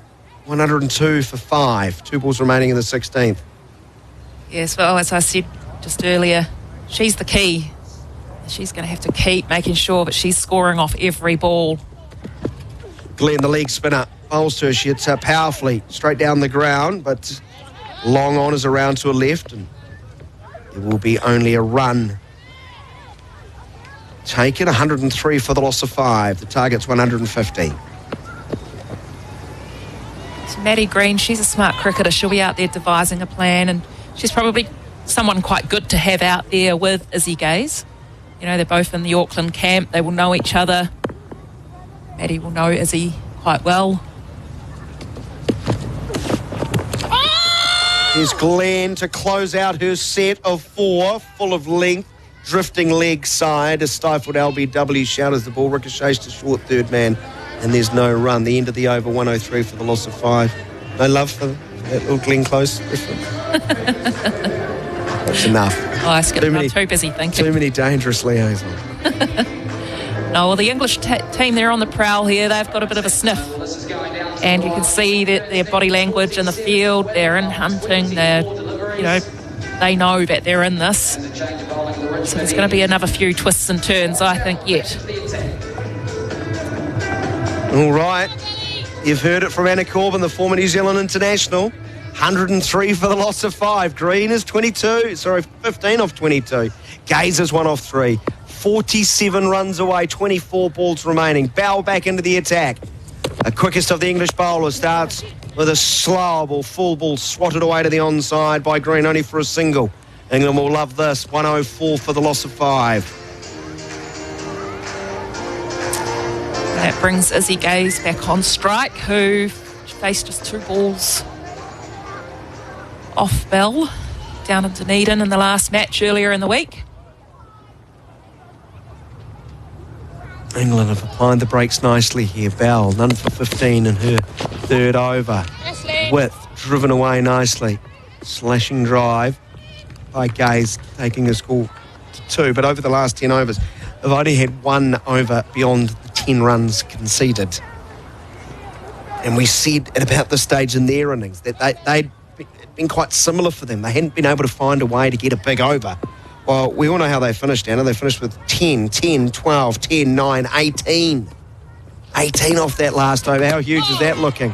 Here's an inside edge onto the stumps. It's looking bigger now because Maddie Green goes. Fought hard,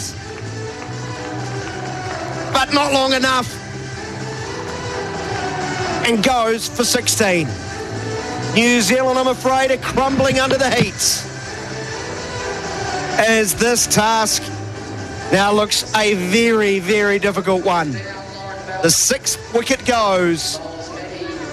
105 for the loss of 6. Green bowled Bell for 16. Well, Maddie Green, big swipe across the line, inside edge, taking out her stumps. And this is now looking like a very steep climb towards 150, the target. 45 off 21 balls. Jess Kerr out there in the middle with the big task ahead. Her partner Izzy Gaze. She's going to have to hit a few from here. 45 off 21 as Jess Kerr starts with the drive up towards Minoff. She's going to test the fielder, Heath, who I don't think was able to release it. I thought there was a chance to run out there and just couldn't quite get it in her hand. Love to see the replay of the GJ Gardner Homes, not this replay, which is Maddie Green playing an agricultural-looking stroke. It's the problem. You can't soak up that many balls and not kick on with it. Point we were talking about. Here's Gaze hitting high towards long on. Oh, my Lord, she's just holed out to Gibson. The less I talk about this, the better. Anna Corbin, 106 for 7. Gaze gone for 2. Please don't make me speak. No, seriously. Okay, I'll speak. Never get invited to anything like he's on a cricket anyway. I don't care. I'm sorry, but some of the strokes today have been plain dumb. Yeah, they're not necessary shots. There's not much IQ. Izzy Gaze has chipped this to long on. Bates trying to sweep a left-arm spinner first ball she's never seen before. Devine already hit before and then slogged across the line. Kirk in cruise control tries to play a weird, predetermined scoop shot. Maddie Green and now Halliday. I mean, in this instance, Zarden Holt smoking one to mid-off and taking a run and then really running into the ball. So all of them. Yep, no, I absolutely agree. I mean, they've got themselves out rather than England actually getting them out. 106 for 7. Now, I know the captain can criticise the next level coming through, but what about this current level learning at the international? I think that's a fair question. I think that's a fair question too. 106 for 7 as Tahu slogs towards long on. And lucky for her, shit lands a metre in front of Gibson. They come back for 2. 108 for the loss of 7. Tahu 2, Kerr on 1, 42 off 18. How quickly this has got away from New Zealand. Yes, I mean, now we've got Jess Kerr and Tahu out there in the middle with not much choice other than to sort of have a swing and try and get it over the rope. 4s and 6s. Well, they've got to strike off as many balls as they possibly can, but like you, I'm sitting here, I'm a bit frustrated as well that, I think as a former player, I have a right to be angry, but, Off the last 3 overs, 9 wickets for 5 because Dean is in on the action. Jess Kerr backing away outside a leg stump. Tries to smash it, misses, is bowled. 108 for the loss of 8. 19 balls, 5 wickets have fallen for 9 runs. Explain yourself. Jess Kerr's backed away from that one. She's left all the stumps well exposed and found herself not able to reach the delivery that's now taken the top of her off stump. I'm really interested to see how many wickets have been lost on the first ball of an over. I don't know. After 14 overs, New Zealand were 96 for 3. At the same stage of their innings, England were 80 for a loss of 6. Now New Zealand are 108 for the loss of 8, facing the embarrassment of being bowled out before their 20 overs. Rosemary Mayer, who was very good with the ball, it's her job not to bat. She goes across the line and hits powerfully down towards deep backward square. And she's going to get a 4. Nicely played. Getting inside the line, sweeping the ball away. Mayer goes to 4. I'll tell you one thing, you won't see a smile from Rosemary Mayer. She's really focused, very steely. And in fact, she's worked so hard on her game, I think she will be revelling in this little opportunity. She drives beautifully, but straight to cover. No run. That was a very good-looking stroke. Oh, no, you're wrong. There's a massive smile, but when you play a cover drive like that, think she's like smiling and wow, I just creamed that. Hit the field. He's down the wicket. Good stroke too, hitting powerfully towards long off for a single. Singles will not do for New Zealand. They need more than that. 113 for the loss of 8. 37 runs required. 14 balls remain. They've really clawed themselves into this game, England, and it's just been a matter of putting enough balls in the right area. I must admit, it's been hard to watch from a New Zealand perspective as Tahu flicks the ball away to deep backward square for a single. Smith is there to field, 140. It's like I don't know if you've watched the movie The Ring, and it claws itself out of the well and keeps coming. I have seen that and one, keeps actually. coming, and then comes through the television, then leaps at you. Well, the last 4 or 5 overs is that leaping bit. I can't believe in the space of 15 minutes New Zealand have gone from positional winning to being completely and utterly out of it. Here's a play and miss. Mayer was backing away. And that is the end of the 18th over. 36 required, 2 overs remain. Racing season starts now. Charge out the gates with $50 in bonus bets on us. Join TAB, deposit $10 and get $50 in bonus bets. Sign up at tab.co.nz. New customers only. T's and C's apply. R18, bet responsibly. No time for dinner because the big game's on. Get your Macca's favourites delivered with McDelivery. Dinner sorted. And you won't miss a thing. That's a real win-win. McDelivery, delivering your Macca's favourites straight to your door. Ba-da-ba-ba-ba. All right, it's 149 for 7 is what England made. New Zealand need 150. Add 1 to that. They are 114 for 8 with 2 overs remaining. So Bell back into the attack.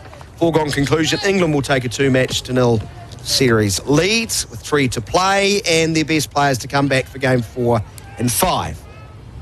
Game number 3 is on Sunday and it's heading towards must-win territory unless something special be pulled out of the fire by Rosemary Mayer, Leah Tahuhu.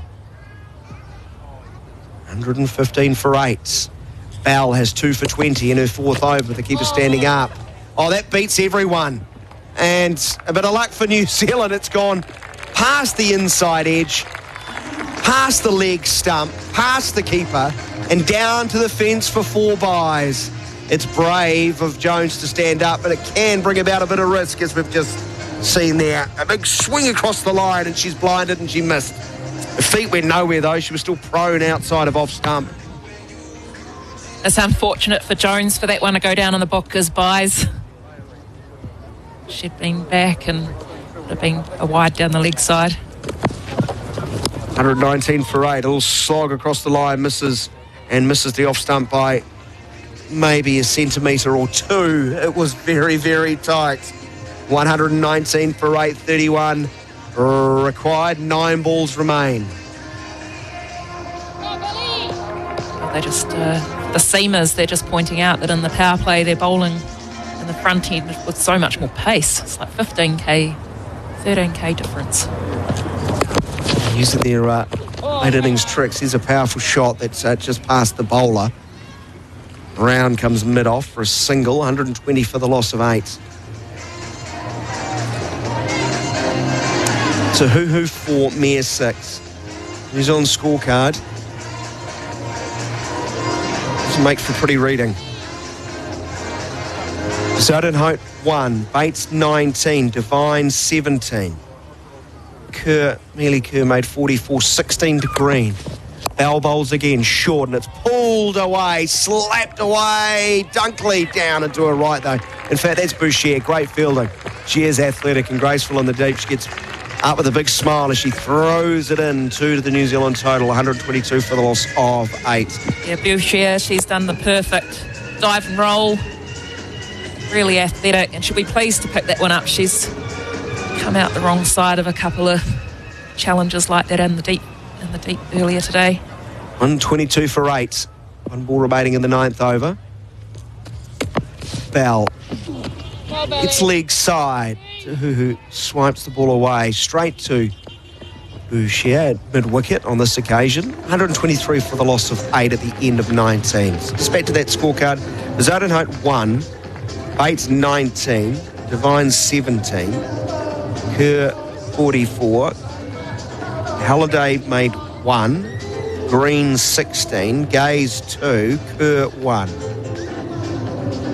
For England, 2 for 22 for Bell. She's finished her spell. 1 for 23 off. 1 for 21 off 3 for Gibson. 2 for 28 off 4 overs for Dean. 1 for 14 off 3 overs. Lindsay Smith done a good job coming into the side. Sarah Glenn continues to be a problem for New Zealand. 1 for 21 off 4 and none for 10 off 1. Smith starts the last over. Low full toss. It's hit uppishly into a gap between mid-on and mid-wicket. And Tahuhu gets 2. Khmer was looking to come back for a third. I thought she sent her back. No. 125 for 8. 5 balls remaining. 25 runs needed. Hit across the line towards long on. There's a single. Unless New Zealand do something extraordinary here, they're going to lose by quite a distance too. Well, I do think that the full-blown conclusion is fairly obvious. Even you can see in the behaviour of the English out on the field that they know they've got away with this one. Full toss, set uppishly into a gap at mid-wicket. They should come back for 2. Throw from Gibson. Has Tahuhu scrambling. But it's away. And 2 more to Rosemary Mayer, who's 8 off 8. 128 for 8. So when when you play against a team like England or Australia and it's not their day, I think you've got to make them pay. And that just clipped away through mid-on again for a single. 129 for the loss of 8. 21 runs required off the final 2 balls.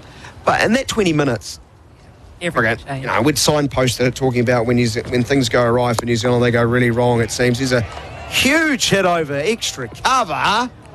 1 bounce 4. Lovely strike from Tahuhu. She gets it outside of the line and actually remembers there is the offside of the field. We are allowed to play on the offside of the field, and gets a boundary. What a stroke. But when things go wrong, things go rapidly wrong. And that is why they've only won 1 out of 11 previous T20 internationals in New Zealand to England. It needs to be more than that. Here's the last ball of the game. Low full toss is chipped up towards long on, and 1 run will see New Zealand end, it has to be said, a very disappointing run chase. 134 for 8 means England win this game by 15 runs. It's a game when at times, and many a time, England felt they were probably out of things, especially at 80 for 6 with 6 overs remaining. But thanks to their skipper Heather Knight, holding things together with the tail that wagged, they got a competitive total of 149 for 7. But New Zealand, throughout this run chase,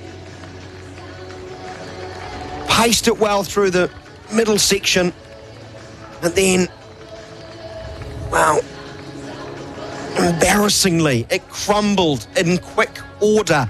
A period of 19 balls where they lost 5 for 9. Cannot happen. England win by 15 runs, Anna Corbin.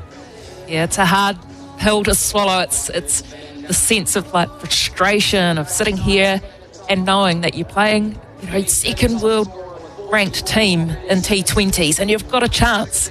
You've actually positioned yourself really well, but in that last little third of the batting innings of England, the foot came off the throat, the runs just picked up, and they were allowed to get to 149, which, against a world-class team, I don't know, it's just tough, and you're really relying on your top order, and when you take the time to soak up strike and build your innings and then sort of throw your wicket away, as you've already run through the list, the top order, they've got themselves out, as opposed to actually asking England to do anything phenomenal to achieve their wicket. And it's gut-wrenching to watch. Interesting to hear how they explain this one. I'll give you the full scorecard. Well done, England. They were a little bit wonky early on, weren't they, Anna? Just interested to get your thoughts on before I give the full scorecard, and hopefully we'll hear from the respective skippers in the post-match analysis and post-match presentation, rather, courtesy of TVNZ. Lauren Bowers, a really good bowler, looked off the money. She really struggled with the line, some leg sideways. She then bowled one off the pitch on the offside. That's how much she was trying to adjust things. And New Zealand, once again, maybe lost one more wicket in the power play they would have wanted, but 48 for 2, chasing 150, that's kind of where you want to be.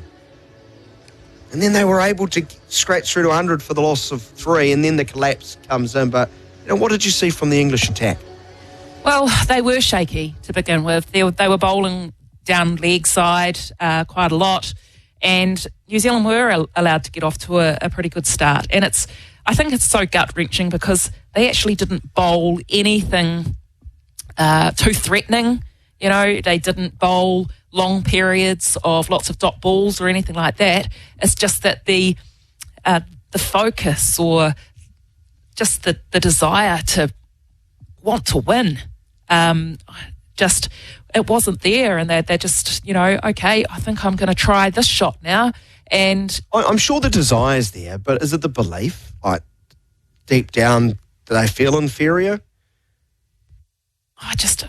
For me, it's like that mongrel or I just can't even describe it, really. It's taking the game away from them. They're in a position to take the game away from them, and they just can't do it. They lose focus. Yeah. Let's go to Frankie Mackay on TVNZ. Here's Heather Knight, the winning captain. Fabulous innings for yourself. You must feel like you're hitting them like a dream. Oh no, actually, I felt like I struggled to get going a little bit. It was one of those where you kind of had to battle through a little bit. Found it quite hard to manipulate with the slower pace. Thought New Zealand bowled really well today, and they fielded pretty well as well, so it made it quite tricky for us. But I usually back myself to try and catch up at the back end. That's one of my strengths. So nice to sort of hang in there and I guess anchor the innings a little bit and then try and go a little bit hot at the end. Yeah, it was a little bit of a tough start, lost wickets early. How did you put those partnerships together with some of the lower order? Yeah, it's tricky. I always find that tempo quite hard to balance. You want to keep putting pressure on the opposition, but also you're trying to obviously put an innings together and sort of shepherd the team, I guess, to quite a good score. And I thought 150 on that wicket probably was a decent score. The boundaries were big. It was quite hard to hit boundaries at the back end. But yeah, a couple of little partnerships, little cameos at the back end. Sarah Glenn, Danny Gibson, Charlie Dean sort of really helped us to get up to that 150 mark, which was enough. Yeah, and your innings as well, very helpful. And the ability to be able to hit the ball down the ground, we saw in the first game of the series, a lot of sweeps, premeditation, and a completely different, it felt like, game plan today for you. Yeah, I've been working really hard on trying to access down the ground a little bit more. It's probably an area that I haven't done as well, so trying to do that a little bit more and probably square the wicket, sweeps and things are kind of my strength, so went back to that a little bit today. But yeah, it's all about adapting to the wicket in front of you and trying to work out what's going to work best on a certain day and what you're feeling, so that was what it was today. Is there ever any nerves? You find yourself out in the middle and you've lost a few wickets and need runs on the board? Yeah, definitely. I think you still get nervous. Probably even more nervous when you're a little bit older, I think, when you've had the ups and downs of cricket. But yeah, I guess you've got the experience as well. You know kind of what you're trying to do and I guess how to manage yourself in that situation if you don't get off to a perfect start. So yeah, I feel like I've got the experience to hopefully do that, having played a few games these days. Wonderful. Well, thank you for your time, Heather, and congratulations, ANZ Player of the Match. Thanks, Frankie. Excellent innings, back-to-back 50s right for the captain Heather Knight. For me, that's who has secured back-to-back 50s. I assume we'll hear from the winning captain too. I wonder who that will be. Heather Knight? Yeah, that'll be Heather Knight. Yeah, she can put her team hat on. But just a really good player. And I love the inner belief there. We talk about belief. She knows, I'll catch up. I've got to trust my tail. Got to get to a score. Making adjustments and recognising 150 they felt was that past score. Let's hear from the New Zealand captain though. But how can you sum that one up for me? Oh, look, I actually thought we got ourselves into winning positions. I thought at the start with the ball we put them under pressure and took wickets, and it probably wasn't until the last 5-6 overs where they sort of really let loose and we probably missed a little bit with the ball, and then with the bat, again, a great start, and then it just faded away through that middle phase. So still some real positives to take out of it though, but we know that we're going to have to be better to beat this England team. Yeah, much improved effort with the ball, the ability to take wickets up top. Was that something that you'd spoken about as a group? Oh, I think you always want to take wickets, especially in the power play. But for us, I think using the wicket, it probably was a little bit softer than we probably thought it was going to be. So it was great to see the girls, I guess, adapted and adjusted the game plans to sort of make it as hard as possible to score, and picking up wickets always helps. So I guess now it's about how can we put all those phases together to make sure that we restrict teams to, 110, 120 rather than 140, 150. Yeah, when you went into the halfway stage and a chase of 150, did that feel like it was slightly above par or roughly there or thereabouts? Oh, I think probably on par. I thought we obviously probably let them get away with maybe 20, 30 more runs than needed, but we're certainly really confident with this group, and we know that if we get a good start and we can build some partnerships, you can break the back of sort of a chase like that. So again, we're going to have some honest discussions as a batting group in particular around how we want to go about it, but there's some really positive signs there. Yeah, massively. And I guess the big question still remains is that ability to play spin, that ability to play the slower bowlers through the middle. Got off to a fantastic start, but again, I think at one point lost 5 for 8, and that's never what you want. So with a quick turnaround, how do you kind of arrest those mistakes in the middle? Oh, look, I think the way that we've been training has been really pleasing. I think we've been working hard and we've identified those areas, as you mentioned, in terms of how we play spin and the pace-off delivery is about executing it now, and we've got to remember that we've got a young group, especially sort of through that middle to lower order, so they're going to be better for it, having experienced this against a quality England side. So look, there are still plenty of positives that we need to take out of it, but we need to make sure that we're sort of slowly seeing those improvements day on day. Yeah, absolutely. Thanks for your time, Soph. We'll see you back in a couple of days. Thank you to let's hear from Heather Knight again. We haven't heard from Heather Knight.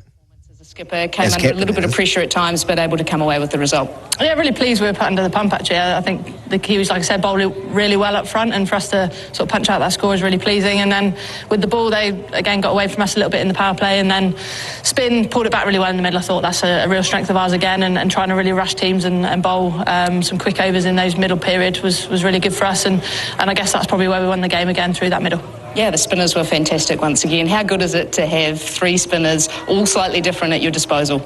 Yeah, I'm really pleased for Lindsay Smith. She's hasn't played for England since 2018, I think that's right. So for her to come back and take a wicket first ball and sort of just slot in naturally, she can bowl in all 3 phases and is a gun in the field as well. So really pleased for her to obviously come back in and make the impact she has. And alongside Charlie and Glennie, we've got real strength in that spin department, and certainly one of our strengths. Yeah, does it just feel like, even though you came under a little bit of pressure at the start of the innings, they got off to a little bit of flyer, that it's actually not too stressful because you know you've got that strength through the middle of the bowling innings?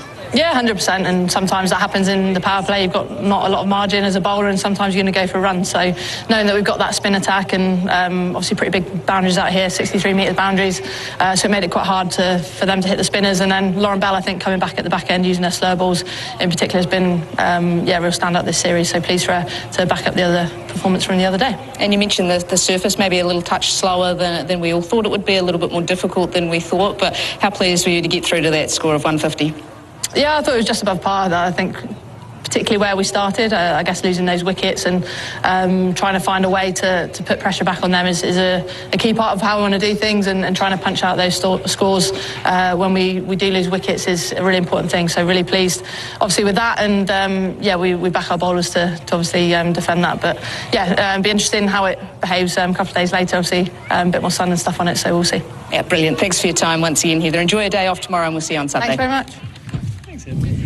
Thank you to TVNZ for providing our post-match presentation. Gee, there's a lot I can sink my teeth into. Right. Seriously, modern day cricket, we need to stop calling surfaces like that tricky. There's nothing wrong with it. Nothing wrong with it. No. Take you back, a couple of generations and show you some true tricky cricket wickets. This is the White Ferns against England, the T20 series. You are with SENZ as we're wrapping up our completion of match number 2 of 5 of the T20 series between New Zealand and England. Our coverage is with Resine quality paint and colours, perfect for your summer projects. England 149 for the loss of 7.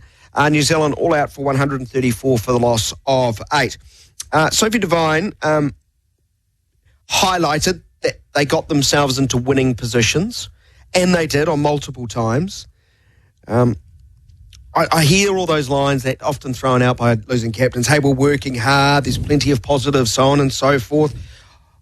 I don't know how you can see the positives when the negative period is that bad, or am I just being absolute miserable sod? not absolutely miserable, but you've got reason to be. That collapse was disastrous. I think you pointed out we were something like 90 odd for 3, and then next thing you know, we're 108 for 100 for 3. Yeah, and then 108 for 8. Yeah, and it's interesting because now I've been doing this gig with you for a little while, on and off, and to sit there with that feeling in the pit of your stomach that, oh, here we go again, is just becoming too familiar. They've had a really long build-up for this home series. They've been playing cricket all summer, and it's just so disappointing that to get into winning positions, like Sophie said, and not show the killer instinct. Like, take the game away from them when you get yourself into those positions. Grit your teeth and say, I'm not going to give you my wicket. But they have failed to. Every wicket, I think, in that innings, they just handed it to them. They didn't have to bowl for long periods of time, bowling dots and building pressure. That, they threw that away themselves. Yeah, and I don't see enough learning. I don't see enough lessons being learnt. I don't want to use the word learnings, but the side does not appear to be making, I don't know, the mental adjustments within a game to see things through, because yes, Sophie Devone is right. They got themselves in great positions to win, but there is a lack of a killer instinct. If we're going to take the last overs of both innings as an example of this, England 80 for 6 after 14 overs, struggling. The 6 down. They then get 69 for 1 in the last 6 overs with Heather Knight, who's a truly world-class player, and the tail enders. So 69 for 1. So New Zealand let it slip. In the same 6 overs, the last 6 overs, New Zealand 38 for 5. So when the pressure has gone on in both innings, one team stopped playing. I agree. And one team, like as Heather Knight again described, with ball in hand with their spinners, they want to rush teams. They want to rush teams. New Zealand looked utterly, rushed and sort of deer in headlights type. Yeah. And as that was all unfolding, I sort of thought to myself, have the top order left too much for the lower order to do? But then you look at the back end of the England innings and, their lower order can come in and score 69 runs off a 5 or 6 over period for the loss of 1 wicket. It's not any one person's fault, but it's just this belief or this killer instinct, the determination to grit. So Heather Knight, she was in her own head at one point. Yeah, she was, you're right. And you pointed that out when she was about 12 off 18. And she was trying to work things around and noodling things and stuff. And she just went back to hitting the ball down the ground, hitting through the field, that amazing cover drive, extra cover drive for 6. And just, and there just seems to always be this sort of brain explosion that just puts New Zealand in a precarious situation where they have to rebuild and rework.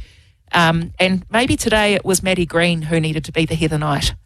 Had taken that time to get herself set, and she had a big role to play. And that big swipe across the line, little bottom edge into the stumps, rather than just taking the ball on its merit and just cracking it through the offside. Yeah, difficult one for the New Zealanders to take and their fans, I'm certain. The English spinners have turned this. That's kind of what, excuse the pun, Heather Knight was suggesting about how they rush through overs, and the spinners sort of turned it. You're a fine spinner. You played against some really good ones. I'm going to ask, the toughest players to play did what? And you're probably going to have flashbacks of lots of Australians now, aren't you?